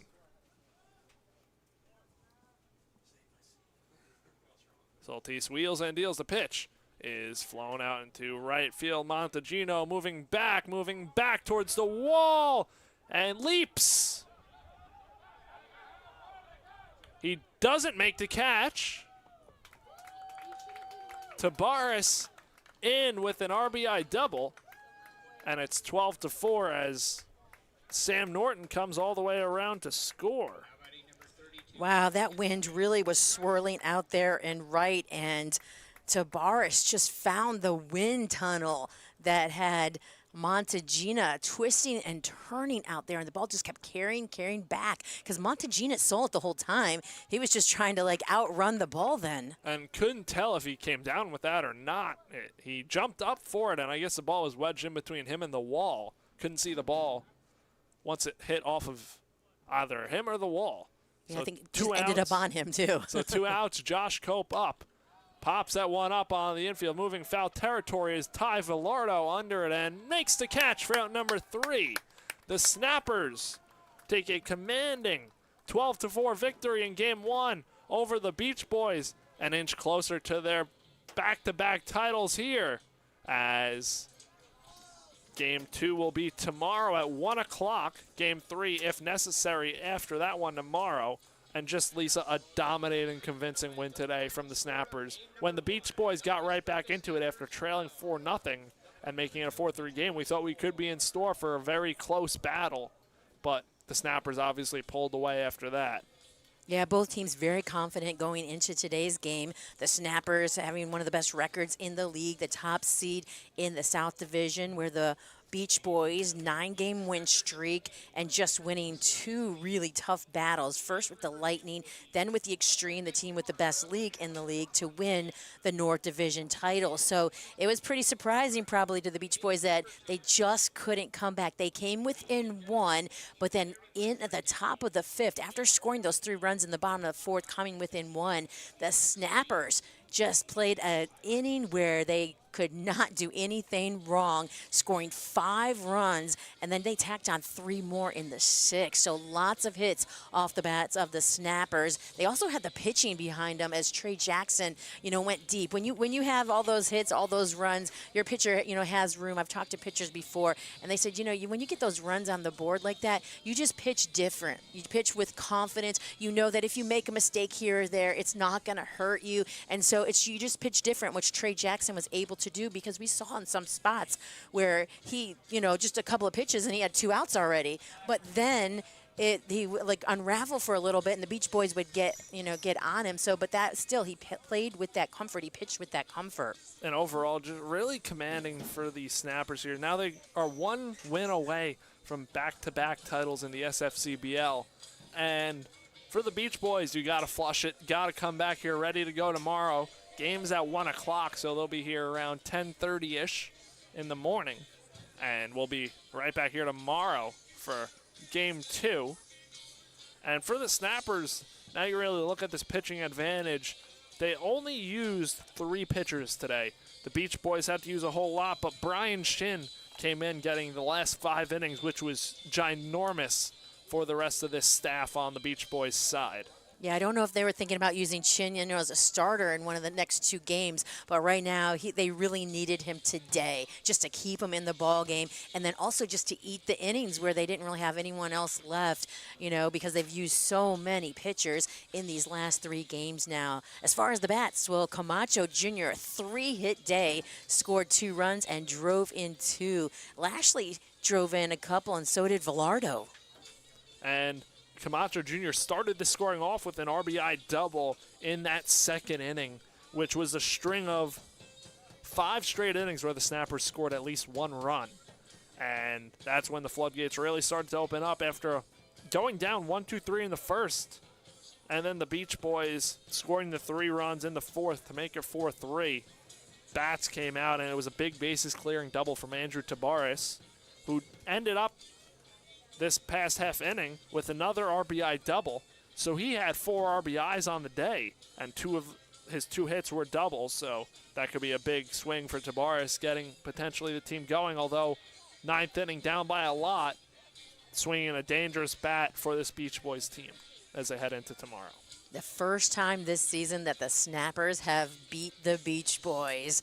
So the Beach Boys won 2 in the regular season. First time Snappers to beat them. So we'll see if the Snappers can clinch another championship here in the South Florida Collegiate Baseball League tomorrow. Will it be in Game 1 or Game 2 or Game 3? Or will the Beach Boys come back and win 2 tomorrow?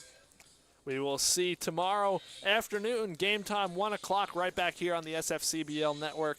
For Lisa Pride, I'm Chris Talt, and we will see you tomorrow for Game 2 between the Snappers and the Beach Boys. And have a good night,